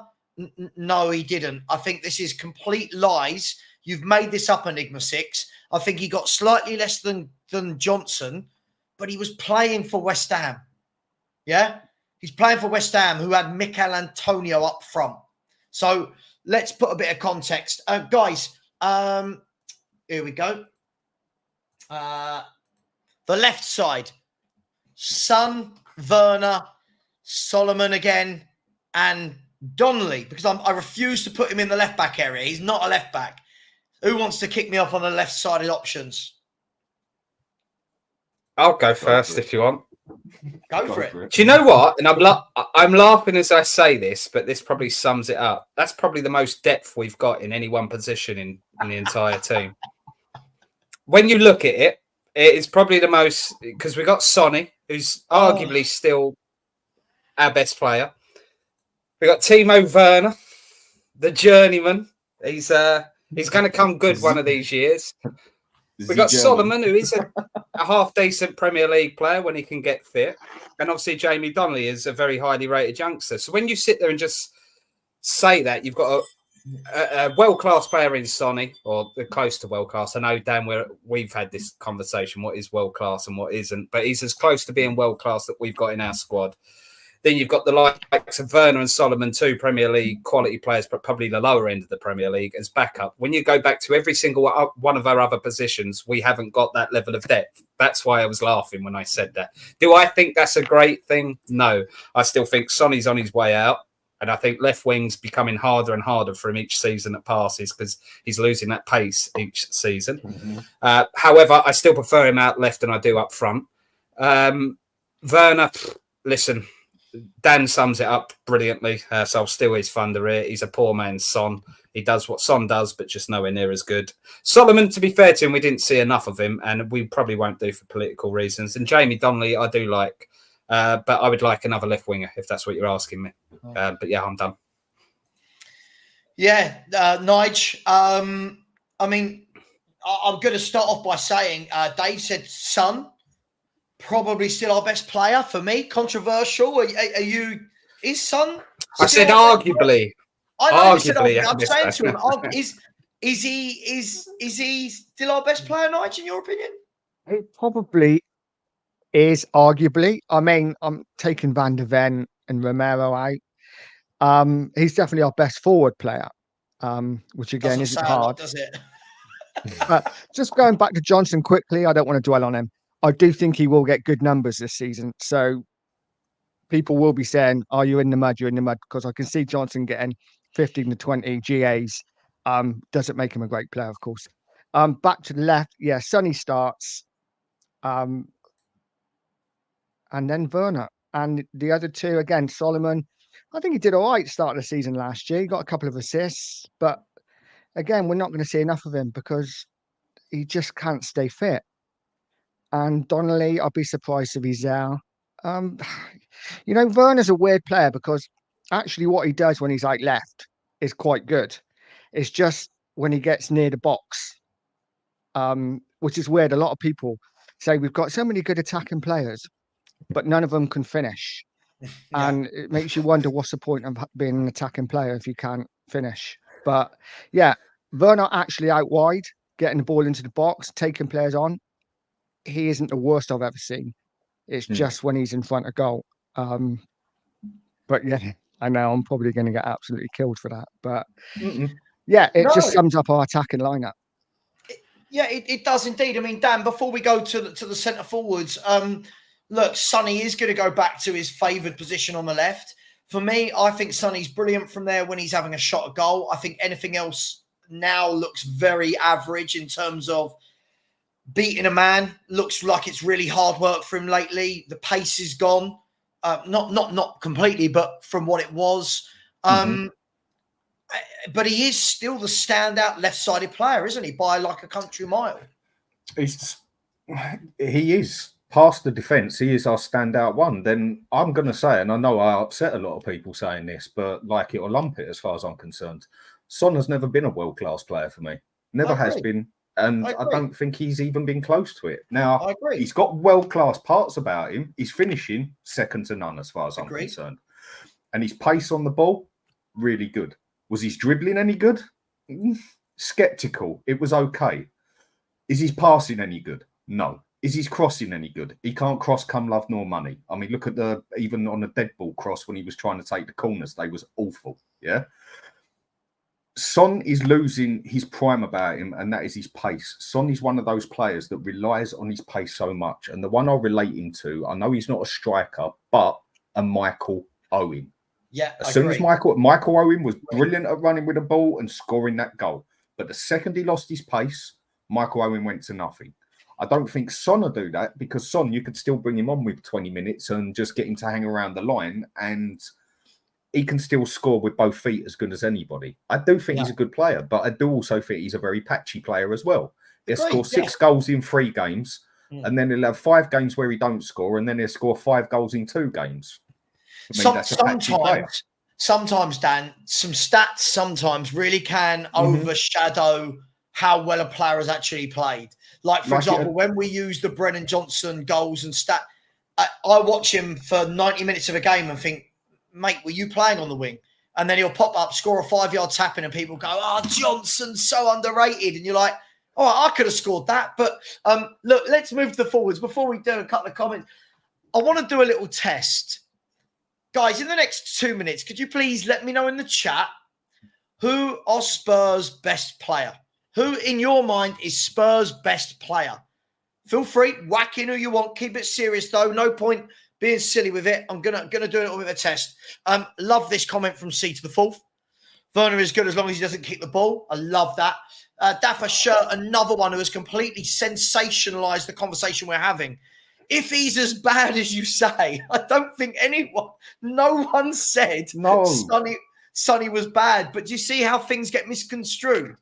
Like, he's so bad. No one said that. No one said that at all, my friend.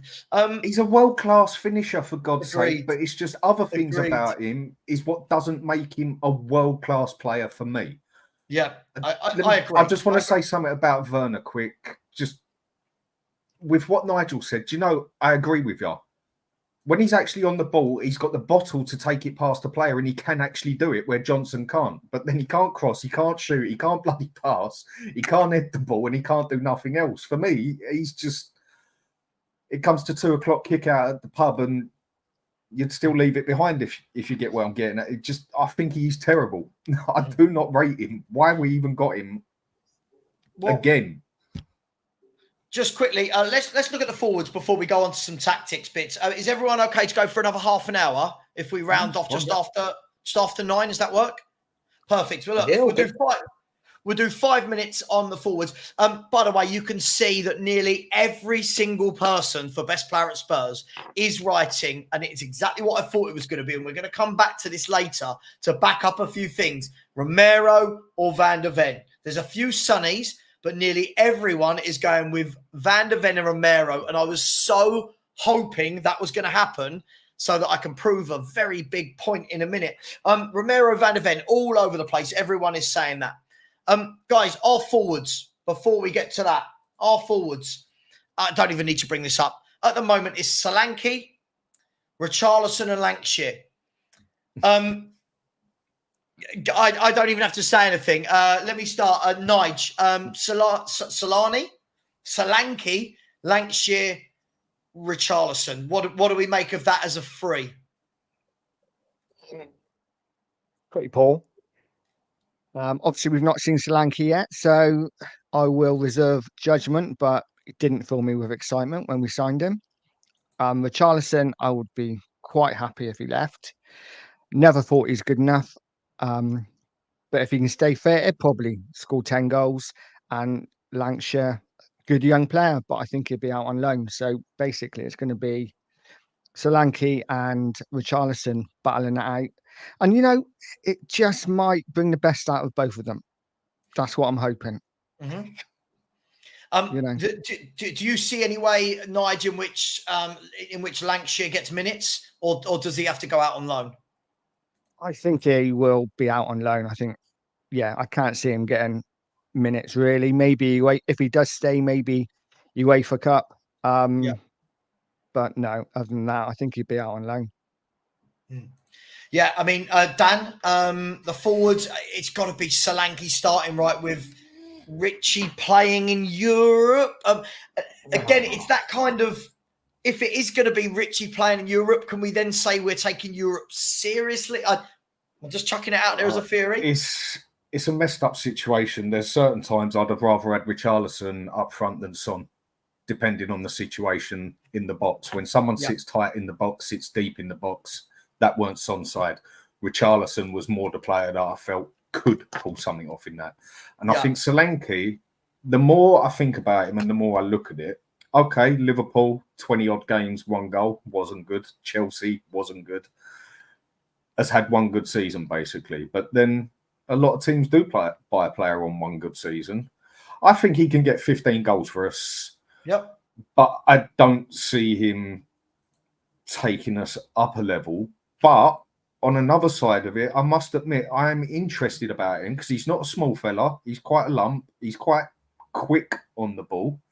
And he's strong enough to hold somebody off in the box. And this is a good point, I'm going to say, but also a bad point. He's actually quite good at getting in and muscling out a header on the ball.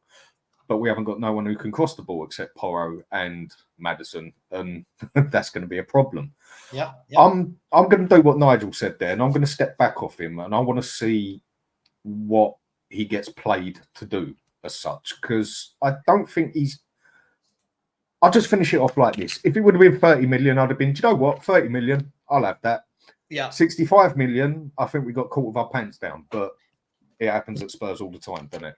So I'm going to wait and see what he can do. I don't think he's going to be bad, but I don't think he's going to be spectacular.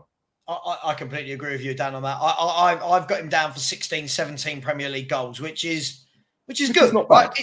It's good. Yeah, it's what I would expect. But Dave, the front three. I mean, you know, we all say that we need striker depth. Can you see a situation where Richarlison starts over Solanke? In the Premier League, especially? I think we've got 2 really good backup strikers there. The problem is we haven't got a first choice striker out of either of them. I think both of them are decent in what they do. I think Solanke probably slightly edges it, but that's based on recent form. When you look at attributes, there's not much difference in it. You've got the Brazil's number 9 there, or a Premier League striker that scored 19 goals last season. But I don't think, and bearing in mind, I'm probably coming at this who's had Harry Kane as my striker for God knows how many years. So I'm probably being a bit arrogant thinking we can do better because we've had Harry Kane all this time. Yeah. But if you're telling me that other clubs going for titles and trophies would have these two starting, or one of the two starting, they wouldn't have them. And there's a reason for that. They would be backup strikers at that level. And I want us to be going for the next level. I do think a caveat is I think Richarlison, the club probably felt they might have been able to get rid of him for the same price they paid for Solanke, and therefore maybe another one was coming in as well. Yeah. But that looks like a bit of cold water's been poured on that. So it could end up that we've got them too. Probably Solanke at a push, Richarlison coming off the bench for me. Lancashire, yeah. I'm not even going to give any pressure towards this lad. I think physically he's virtually ready to go now. I think physically he's there. I saw him when we lost to Fulham, believe it or not, in the cup final at the end of the season, the Premier League Cup, not the league one, the cup one. Down at Craven Cottage. And I thought physically, you know what, he's head and shoulders above this youth level. And when I saw him in the friendlies this year, I thought physically there's no excuses there. It's not like the Mickey Moore one where you look a little bit lightweight at this level. So it'd be interesting to see if he does get a little bit of a go. If not, loan him out and give him game time, because what's the point? Yeah. Do you know what? That's where I am absolutely. Look, it's not that I don't want Lancashire in and around. I just think if you are going to be sitting third choice in a system where you play one up top, it's very difficult to say how you get minutes, because the moment Solanke's rested, you're not going to turn around to a guy like Richarlison, who is going to be on massive money and you paid massive money for, and say, look, Richie, you're not playing today. Lancashire's, most managers won't do that. They kind of have that pecking order of who plays. I agree with you. Look, guys, I want to move to our tactics for the last sort of 18 minutes of the show. Look, I want to, just before I do, I want to look at a couple of comments. You know me, it wouldn't be me if I didn't look at a few comments. First of all, Gaurav, I mean, this would be a dream. Mahrez, for me, is one of the best technical footballers I've ever seen. His touch and control and skill is absolutely outrageous. And there's a reason why he did what he did at Leicester and then got the move to Man City. Whoever scouted Mahrez, that person should win an award, because that was a sublime bit of business. And it's gutting for me that he went to Qatar, if I'm honest. I thought too good to be playing over there at that age. Just quickly, Brian O'Sullivan, based on your opinions, there must be 15 god-awful teams. Based on our opinions of what? Based on our opinions of what, Brian? What's this based on? Again, another one. You got two of these. No one's ever said we're that bad. We're just trying to work out how we get that good. So massive difference. GC has said Kane, Sheringham, Berbatov, Keane, Defoe, Klinsmann, Ferdinand, Lineker, Stewart, Jury, or even Mido now pinning our hopes on Solanke. I mean, when you read some of those names, lads, it does feel like it's just sorry. Brian, no, I don't. What did I say last year? I think Spurs will be fifth. Where did they finish? Fifth. Use your ears, you troll. Sorry, guys. When you look at that list of names, guys, it does show that, I mean, we used to sign some absolute breathtaking centre forwards, didn't we? And now we've got people getting all sort of giddy over a guy who's had one good year in about 8 seasons. It's just Spurs, right? It's just what we do.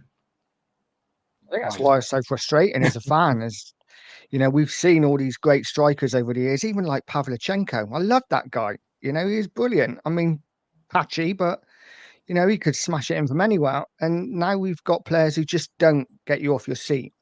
But let's just see how this season goes. You know, I'm confident Solanke will get. I'm gonna go out there now. I'm gonna say Solanke will get 20 league goals. And he bloody well should do. For 65 million, as the number one striker who won't get rotated, he bloody well should be scoring 20 odd goals. But what I'm not a fan of is if he does get 20 goals, people go, oh, that's amazing.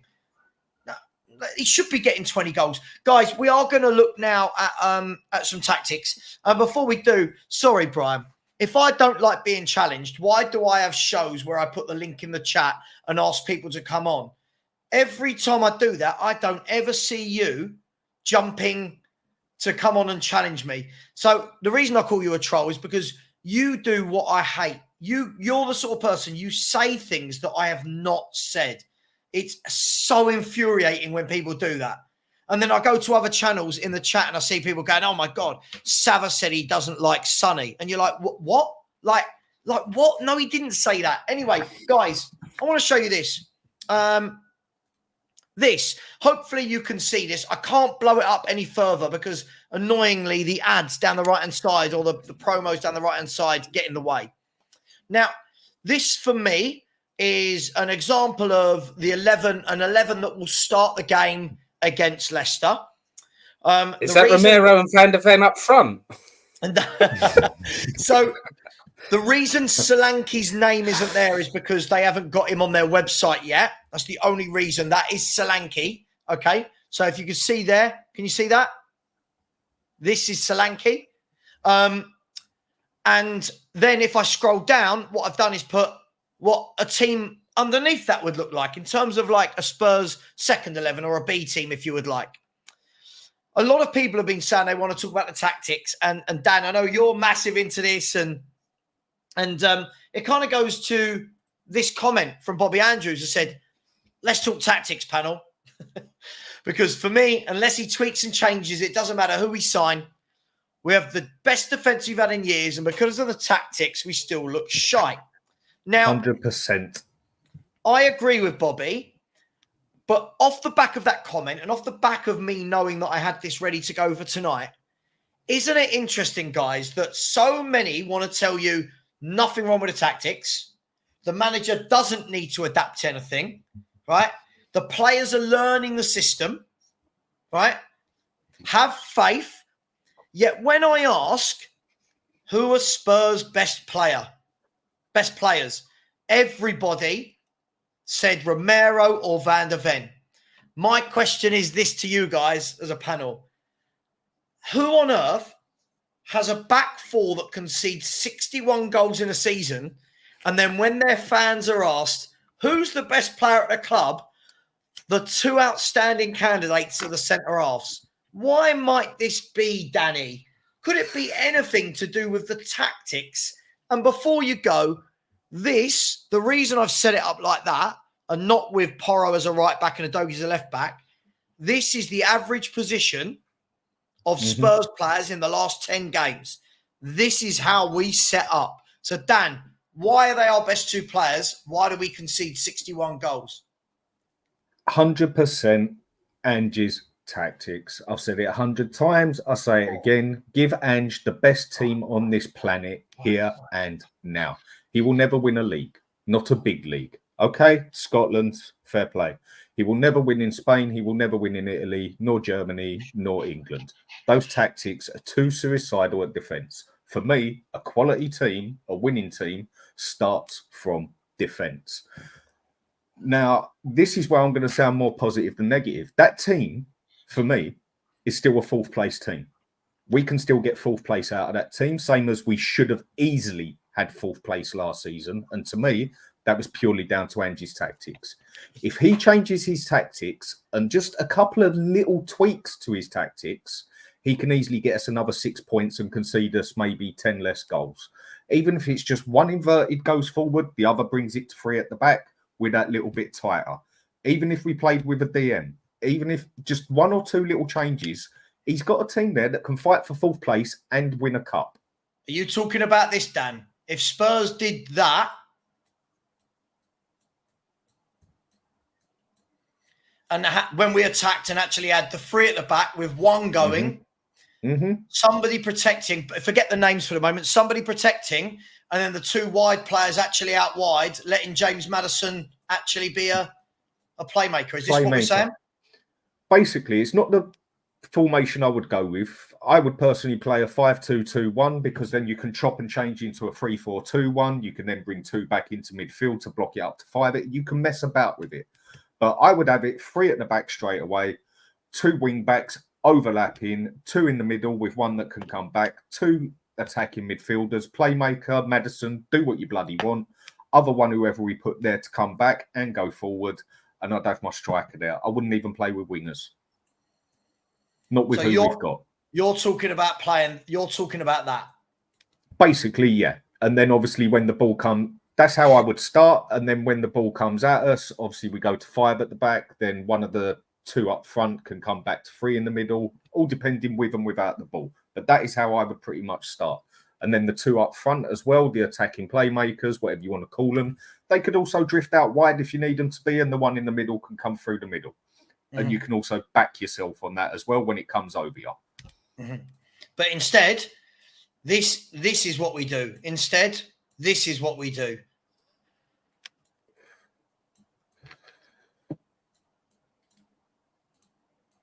This is what we do. These are the average positions of our team. And again, Dan, look, in here, look how crowded this area is. Look how crowded that is. These are our average positions, by the way. This isn't me making it up. This is what we do. We have two at the back. And again, I'll say, look at these gaps, lads. Can you see the cursor? Yeah. Hello? Yeah. Right. So sorry, I'm not on StreamYard, so I can't see your reactions. So here and there, this for me is absolutely criminal. This is absolutely criminal. It means there's no width going that way or coming backwards. Dave, when you look at that, and again, this is just an example of the 11. People might want a different wide man or a different centre mid, but are these tactics the reason why Spurs didn't finish higher last year and why so many fans don't actually have faith moving forward? Well, you could argue these are the tactics that got us fifth because we were so attacking and we scored more goals than we conceded, right? But that's a flippant answer, and I know that's not what you're asking me, really. Listen, I can see...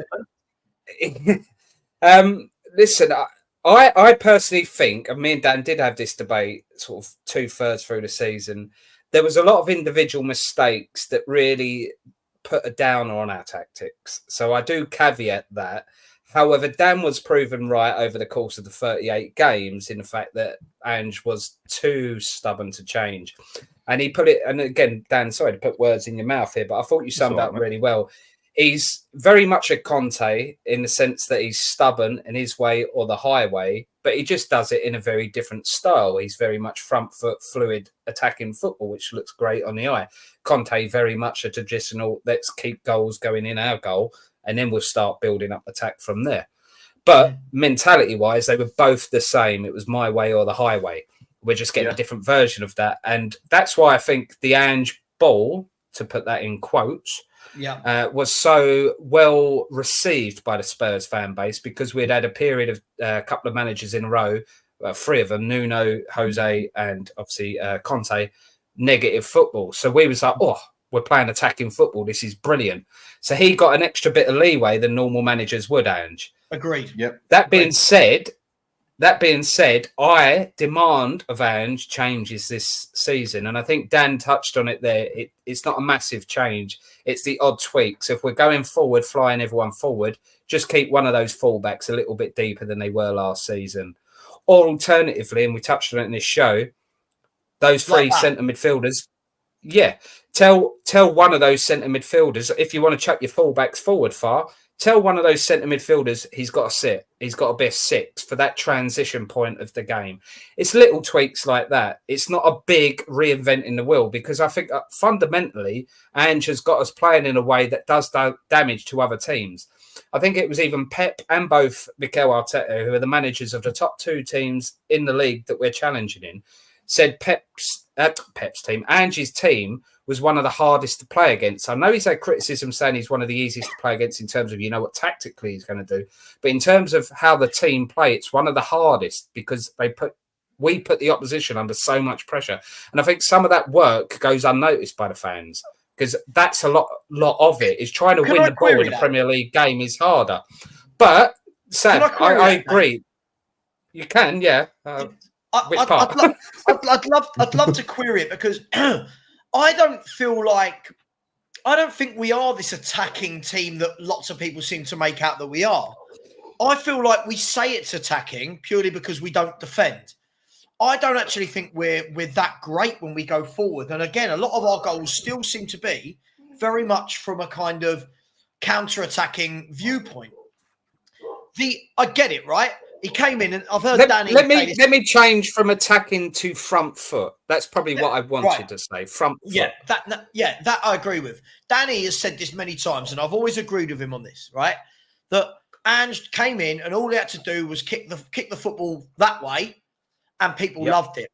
Now that's great, and we're now past that honeymoon phase, right? But we are in a position now where we can't just sit here and keep being these nice fans. Like when fans say, the one thing that I hate, and you've not said this, Dave, this isn't to you, is, oh, you didn't like Conte's football, now you don't like this, as though there's only two ways of playing, right? Just because I didn't like Conte's negativity doesn't mean I don't want a manager to show a level of tactical nous defensively, right? Man City, Arsenal, Liverpool, all very good defensively. They're not defensive football teams. No one watches Arsenal, Liverpool, and City and goes, oh, they're negative. But they're all very good at the back because they've got a shape that sets them up. The problem with this for me is it's so far the other way that we're in danger, and depending on people's ages, we're in danger of Ozzy Ardele's territory. We're in danger of, we'll try and outscore you, but what actually happens is we end up conceding a mountain of goals the other end. Now, comments like this frustrate the hell out of me. Everyone crying out 18 months ago to go to a back four under Conte. Yes, because under Conte, we didn't have Dragusin and Van de Ven. We didn't have a Dogi. Now, we have got them. Now we have got two top wing backs and three very good centre halves. It's not rocket science, Kieran. I want the manager to play the formation that best suits the players. Scott M has said, except the football wasn't attacking or good on the eye, which I agree with. So, Nige, I'll ask you here, where are you with all this? Tell me what you would want me to do with this formation. Where should the players be? I'd like you to scrap it. Go back to, I'd play a three at the back. Van de Ven, Romero, Dragusin. I'd play a Doggy and Porro as wing backs. Then you'd Forget have the players for the moment, but you know what I'm doing. Yeah. And then you'd have your two in midfield, whoever they are. And I would, two like sitting, maybe one attacking, or the other way round. You could have one attacking, two sitting, and then your two up front, or one just floating around. So actual width from the wing backs, a playmaker who hasn't got 15 million people in his way, two centre mids being centre mids. Yeah, and that's a big thing about Maddison. People say he's been so poor, but he's got no space to work in whatsoever. How's he expected to play these little balls through that he did for Leicester, when he's got the ball and he's got 10 players around him? Adogi's in a space, Polo's in a space. Johnson comes in, Son comes deep, and what's he supposed to do? He needs space to work in. So for me, even if it just gives Maddison more space, and personally, I think we're so easy to play against. I think we're the easiest team to play against. Teams just sit back, and as soon as they win the ball off us, which they will eventually, they just knock it out wide, and the other teams are in. And I think Dan said it earlier, it's not even the chances that the other teams get, but the chances they do get are big chances. Yeah. They're not like half chances. Every chance we get against us is a big chance. And we either get Vicario saving us, Van de Ven coming back, sliding in, or they score. Mm-hmm. So it's not the amount we give away. It's the ones we actually give away. We actually give away some of the least amount of actual chances out of the Premiership teams. But the ones we give away, they're so open, it's basically a goal every time and the same way every game. 100%. Yeah, and it's not even good to watch. A lot of fans say, oh, Tottenham are fun, a good team to watch. They're not if you're a Spurs fan. It's scary watching a Spurs game because you just don't know what's going to happen. It could end up 4-4. It could end up 4-0. You just don't know. I'm more scared of this defence than I was with Conte's defence. And that's going something. And that's mental. That is mental to say that out loud, isn't it? Personal opinion. And the worrying thing is that you can accept it for a season, and think, okay, second season going to be different. But every friendly so far, we've been opened up again so easily, again and again down the width. And I just want to see it change slightly, whether we bring in a 6, whether we have one inverted fullback. Because I'm concerned we're going to go into the season just play exactly the same way. I mean, look, first The of all, one massive curveball. So I just want one little comment to add on to that. The one curveball Ange threw last season where he changed it up was Man City at home when no one wanted us to win. That's the one time he changed his system. Yeah. Anyway, No, agreed. sorry. And this comes to a few of the comments. You know, I love to get some comments out. First of all, I mean, look, this baffles me. First and foremost, when we're saying very few successful teams play 3 at the back as a starting formation, I mean, Inter Milan, who just absolutely, they were superb, have just played 3 at the back and won Serie A. Bayer Leverkusen played 3 at the back and lost 1 game all year, and that was the Europa League final. So there's 2 of the major leagues in Europe that have just been won by playing 3 at the back. Actually watch Man City play. Man City might not have 3 at the back per se, but when they attack, one of them inverts to make a 3 at the back, and they have Rodri. So, Kieran, this is not very clever, my friend. This isn't true. Watch Atletico Madrid. Atletico Madrid have gone to the stage where, I don't know if anyone watches Spanish football a lot, they've dropped Witsel into almost being a centre-half to allow them to have 3 at the back. So, again, this isn't true. I hate these sort of statements that aren't true. Just in now, Pep can say it was tough to play against because that was the one game of the season that Spurs changed their system. If Spurs had done the high line like we did against the other teams against City, it would have been about 9-0. So, of course, Pep's going to say that, right?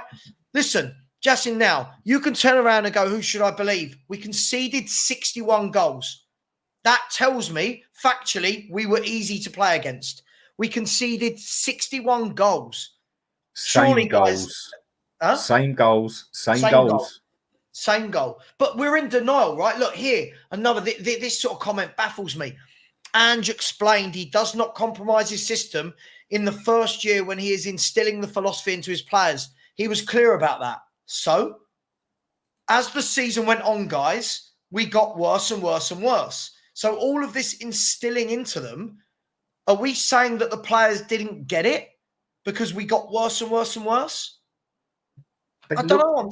I'm confused. Half of them at the end look like they just couldn't be bothered. To me, honest to God, I mean, and people think I've got it in for Ange. No, I think Ange, I get what he tries to do, but he's got to adapt. Agreed. To me, it looked like some of the players, it looked like it actually lost some of the dressing room because they really just looked like they just really couldn't be bothered with it and it was getting on their nerves.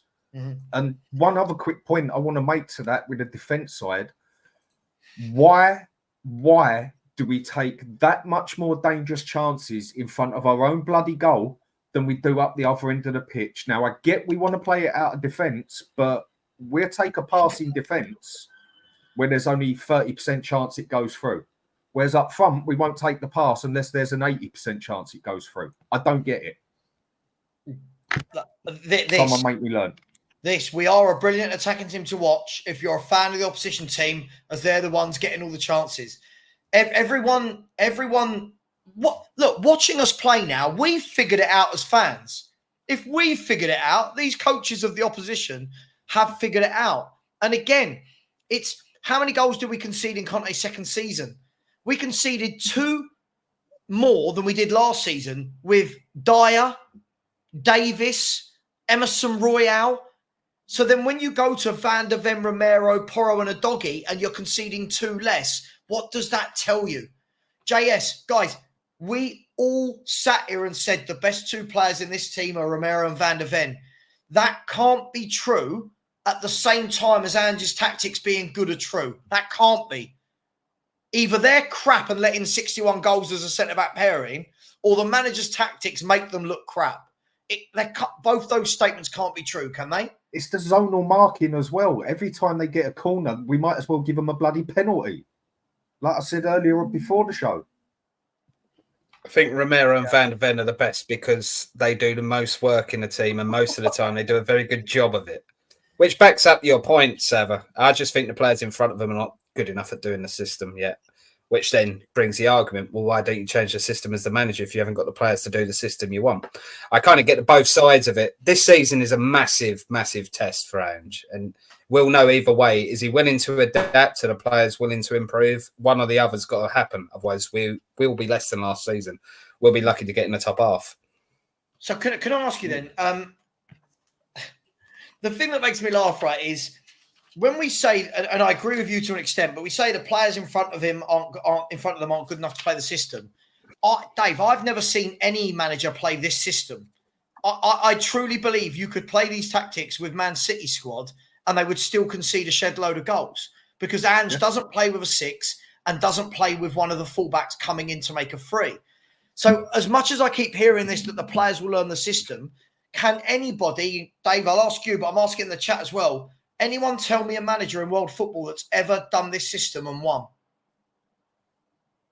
Well, it's not massively different from the Man City system. There's a slight tweak in how our fullbacks go. Just the fullbacks. The rest of it's very similar. But they do it a lot better than us. Hang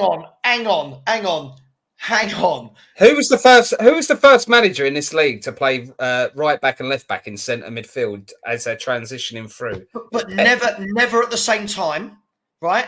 And not for 90 minutes. I agree with you on that. But you're missing the biggest component there. Man City always, Pep always has a number 6. So this isn't similar to Man City's. Man City have everything going through a number 6. Ange wants best two number 6 in world football as well, by the way. Sure, but before that they had Fernandinho, right? When he was at Bayern Munich, straight away the first thing he did, let's get Lahm out of right back. He's my number 6. This is the problem, right? That's what I'm saying. That's where it's evolved from. Sure. Ange has adapted that into a similar way, but is in his own little stamp on it. But I saw signs last season where it would work if the players made less mistakes. Unfortunately, we got a lot of dozy players in our team that make basic mistakes. A lot of the goals we conceded. The Newcastle game was a prime example. Me and Dan had this. Was it a tactic or was it individual mistakes? There was a lot of both in it. And that's what I'm saying to you, Savva. Something needs to change next season. Sure. Either Ange needs to tweak things in certain situations. It hasn't got to be an overhaul. It needs to be tweaks. Or the players need to be better in applying his current system. One of those two things need to happen. Otherwise, we'll be lucky to get in a European position in the league next season. He does basically play. I agree with what you're saying, Dave. He basically does play how Pep does it. It's just it's one of two things he misses. He either doesn't have the 6 there, or he has both of them invert forward. He does, but he does both of them, Dan. It's not one of them. I know, that's what I'm saying. He basically does exactly what Pep does, except there's one of two major points he misses. When Pep had it both inverted wing backs going, he still had more space in the middle, but he always had the DM come back. Or he then changed it so that only one of them went forward, inverted, and the other one covered the back 3. And it's basically the same as what he does, except Pep always made sure he had his arse covered. And that's pretty much, if Ange would just have it as even one of the inverted wing backs go forward and we don't sit so high, I think that would be a massive change to the team. I don't think it's the team that is that bad. I think it's the tactics out and out. Well, let's have a look at this. I'm going to come to you in a second, Nigel. Before we do, I find it really funny because there's some fans, like I'll call it out, guys. You know how I am. I'll call out idiots. Alwyn, you're an idiot. I'm sorry. You're watching a football YouTube channel where fans talk about their club. I hate it, right? You're watching it, and the answer is, oh, you guys think you have a better understanding of tactics than the manager. Let's put this right, Alwyn. That means by your notion, no football fan can ever question their club. Is that what you're saying? No one can ever question the manager's tactics, the signings. Grow up, man. It's absolutely ridiculous. Some of these comments are mad, right? Rather than the tactics, I feel our squad quality is to blame. No tactics is going to help succeed with this squad. No. Nige, maybe no tactics will get us winning anything, but are you telling me, Nige, that if we had played what a few people are suggesting with the wing backs, that we wouldn't have been better than playing with 2 at the back and no DM? For me, we have 100% got the players to finish in and around that top 4. But 100% the tactics are going to either make or break us. I really think that, like has been said already, Anderson got a massive season this year. And I do feel he's either going to start really well and things are going to go well, or he may lose his job by Christmas. And it's all to do with the tactics. If we just, like has already been said, just invert one fullback, buy a number 6, I think we could do really well this season. You know, I'm not damning on the team. You know, the team is a good team. If we just tweak those tactics, then we could do a lot better. But whether he does it or not, it's another question. Well, we know he's not going to, and this is the worrying thing for everyone. It feels like everyone who's saying, "Oh, he'll change," is saying it, but without any actual evidence that he's going to change, because he hasn't bought the personnel to change it. He hasn't bought a defensive midfielder to show us that he's actually going to try and adapt. And look, Faz, big up to you, my man. Faz put in a super chat and said, question, system over players or players over system? Which? Guys, what do you reckon? For me, it's the system is letting the players down, for me. Yeah. I mean, again, we haven't got a great team. But again, this is another thing I repeat myself on over and over again. I use Bayern Leverkusen as an example. They had a good team. They didn't have a team player for player as good as Bayern Munich. Don't care what anyone tells me. Player for player, their team was nowhere near as good as Bayern Munich.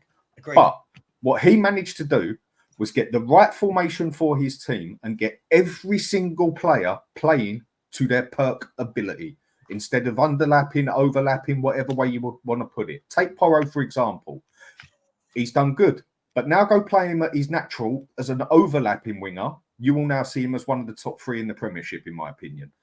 You can get a good team, look, bloody good team, if you've got everyone playing in that right formation to their right perk. Or you can go and get a world-class team, and if they're not playing to the right formation to their peaks as such, you'll make them look like a pretty average team. It's the tactics. I completely agree with you. This comment makes me laugh. I love it. Porro is a right centre midfield back forward. And that sums it up. There was a comment just now about Ange loves chaos. Pep doesn't. First and foremost, by the way, I think anybody that ever talks about Ange in Pep's class, or it's embarrassing, right? It shouldn't be. But this, my man Ankit is back. Said, give Pep our squad. Do you think he'd make us champions or even top 3? I don't think he'd make us champions, but you know the first thing that Pep Guardiola would have done with £350 million to spend? Mm-hmm. Pep Guardiola would have bought a number 6 and stuck him in front of the back 4, right? And he wouldn't have both fullbacks inverting. Like this is the difference. Pep Guardiola wouldn't buy Brennan Johnson. Pep Guardiola wouldn't buy Timo Werner on loan. Pep Guardiola wouldn't keep buying 18-year-old midfielders when he knows he needs a proper number 6. So this isn't about what would Pep win us the league. No one's expecting Ange to win it, as far as I'm aware. I just don't get it, guys. I don't get what we're not seeing. How many games can he get away with this, guys? But not a lot by the sounds of things. But when you say about players better than, is it the players over the system or system over the players? We've just spent the best part of 2 hours sitting there criticising our squad, saying we ain't got the depth. I'd argue that 5th was actually an overachievement last season, and we should have got 4th had it not been for individual mistakes. I look at our first 11 and I think there's a first top 4 11 there. I look at our squad and I think that's 8th, 9th. That's where I think 5th actually was an achievement last season. You're right, Savva. We haven't really improved on that squad. Is it Ange? Is it Levy? Who knows who's buying these players? Whatever happens, we haven't improved our squad massively, maybe a little tiny bit. And at the end of the day, if he gets 5th or 6th next season, it's still technically an overachievement. And that's why I'm going into this season not exactly excited. Yeah, I mean, Nigel, I'll come to you. I'm going to disagree with Dave. I don't think that first 11 is a top 4 team. I think the midfield is... Sorry, challenge. Yeah, okay. That just backs up my point even more. Then. No. I'm just saying. I think the top four. I think they've got better midfields than us and better forward lines. I think that is where we fall down. For me, I just feel, Nige, that I think fifth was where we should have been last year. The fact that we only played one game a week and we still managed to go like this as the season went on. So I'm asking you, Nige, if he has a bad start. Because look, the first 10 games, Nige, the chances of him winning 8 and drawing 2 again, it's a bit of an anomaly.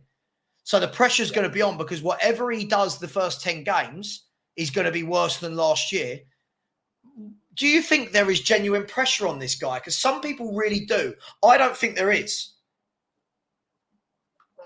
I do if we start badly. I mean, I've already said I think if we start badly, it'd be gone by Christmas. I just think it's going to be one of those seasons. I don't see us drawing many games. So it wouldn't surprise me if our first 10 games we win 5, lose 5. But it's just in what order we do that. If we lose our first 5, obviously you're going to be under pressure. But I just think it's going to be a season. It wouldn't surprise me after 38 games, we've won 20, drawn 2, lost 16. Like that season with Poch, basically, where we drew, 2 games or whatever it was, and still just about made the Champions League. Yeah, I think it all depends how we start. It really does. If like you said, I don't think after 10 games we're going to have won 8 and drew 2. But if we start badly, there is no doubt the pressure will grow.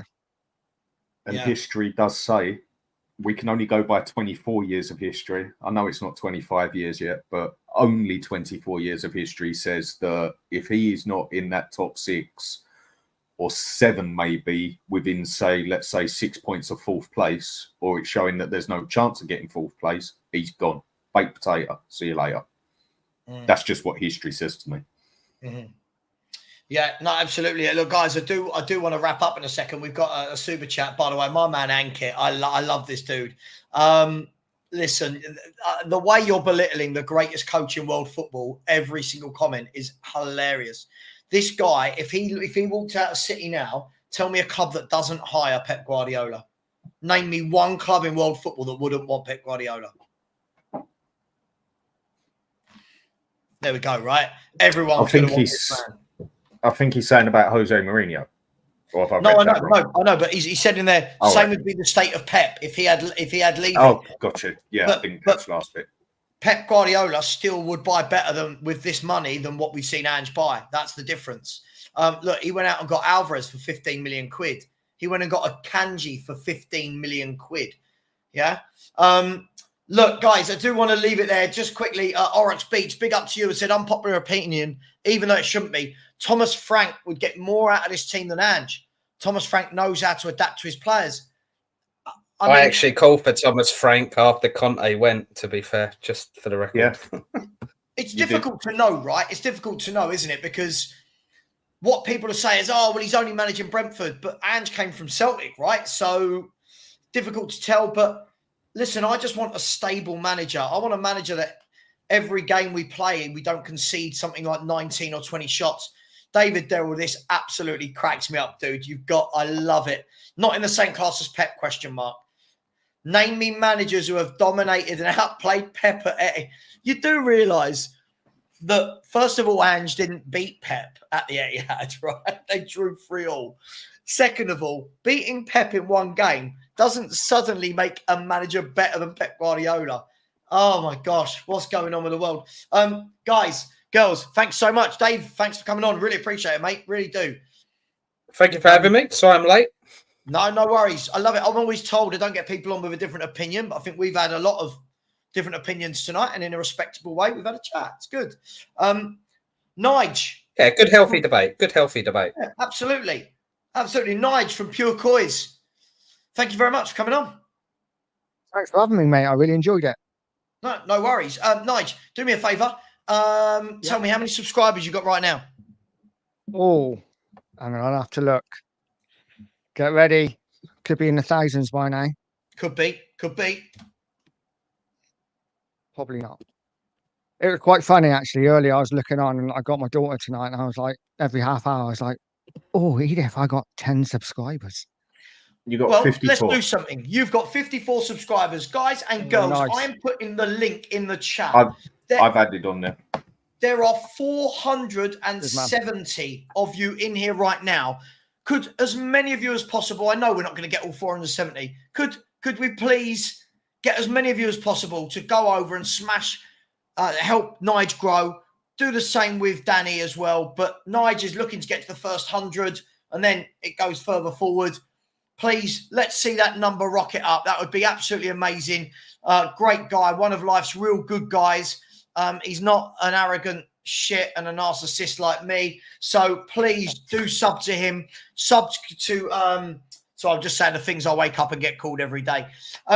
Thank you very much, Dan. Thanks for coming on, man. Always love having you. Always fun, mate. Guys, girls, listen. I'm going to set the record straight. Do I think it's doom and gloom at Spurs? No, I don't. Do I think anything has improved at Spurs? No, I don't. Where do I think Spurs will finish this season? Seventh. I think 6th. That's not 6th. What is that? I think 6th. Sorry, I'm backwards, aren't I think 6th if we buy a proper midfielder in the next 17 days. I'm not sure we will. So I'm going with 7th/6th. Dave, as it stands? I think you're about right. I think 6th. Nige? I said 7th from the start. I'll stick with 7th, but I am going to say we may win a cup this year. Oh, love it. Controversy at the end. I know, my positiveness. Which cup? Well, the League Cup, of course. Oh, the League. Oh, the shitty one. Yeah, any cup would do. Dan. So we've had 7th, 6th, 7th cup. What are you going with? I'm going 7th, and if he does it right, I'm with Nigel. I think he has got the capability to win a cup, because a cup you can win through a lot more luck than you can a league. You don't win a league through luck unless you don't win a league through luck. End of. But a cup, you can have a significant amount of luck and a good game or two and win it. And I think we've got the capability to win a League Cup or even an FA Cup. So I'm not all negative with it. It's just my main point with it is he will never, ever, ever win a top league with playing suicidal football. But a cup, I'd love the FA Cup. I'd love the FA Cup. Oh, I just want a cup. Too long. I want like a teacup. I just want something. I want to lift a cup. But Dan, do you agree for him to win a cup, we can't get to the first round of the League Cup and then make 9 changes to the 11th this season? Do you know one thing I think he should seriously look at this season? Seriously have a look at. And dare I say it, put the league aside a bit because it just ain't going to happen. And playing his way, 4th place ain't going to happen. If I was him, I would take a serious chance on purely concentrating on that Europa Cup. Because if he does win it, we've won a European League and we're in the Champions League and we can finish 15th in the league and people wouldn't give a monkeys. Did you see a chance of us winning the Europa League? Anything's possible when it comes to that one. Do I see us winning it? For the teams like Spurs, isn't it? So why not? Yeah, I think we've got the capability. It's full of managers that will set their team up to actually not go gung-ho, right? And this is the thing with European football. This is where he needs to adapt. Yes, but Dan, we saw, right? Sorry, if anyone needs to jump. So we're back into a conversation. No, we saw in Europe, by the way, Nige is now, come on, look, Nigel's already on 81, 19 more of you to get to 100, 19 more of you. Danny, put your link in the chat. We saw. By the way, I haven't got a YouTube channel. I'm on Dan's, but I am back on Tinder, ladies. Nice. Do you want to put your Tinder profile and link in the show, Dave? We can do that. But what was I saying? We've seen Ange in Europe with Celtic, and all people go is, "Oh my God, do you see the football they played in the Champions League?"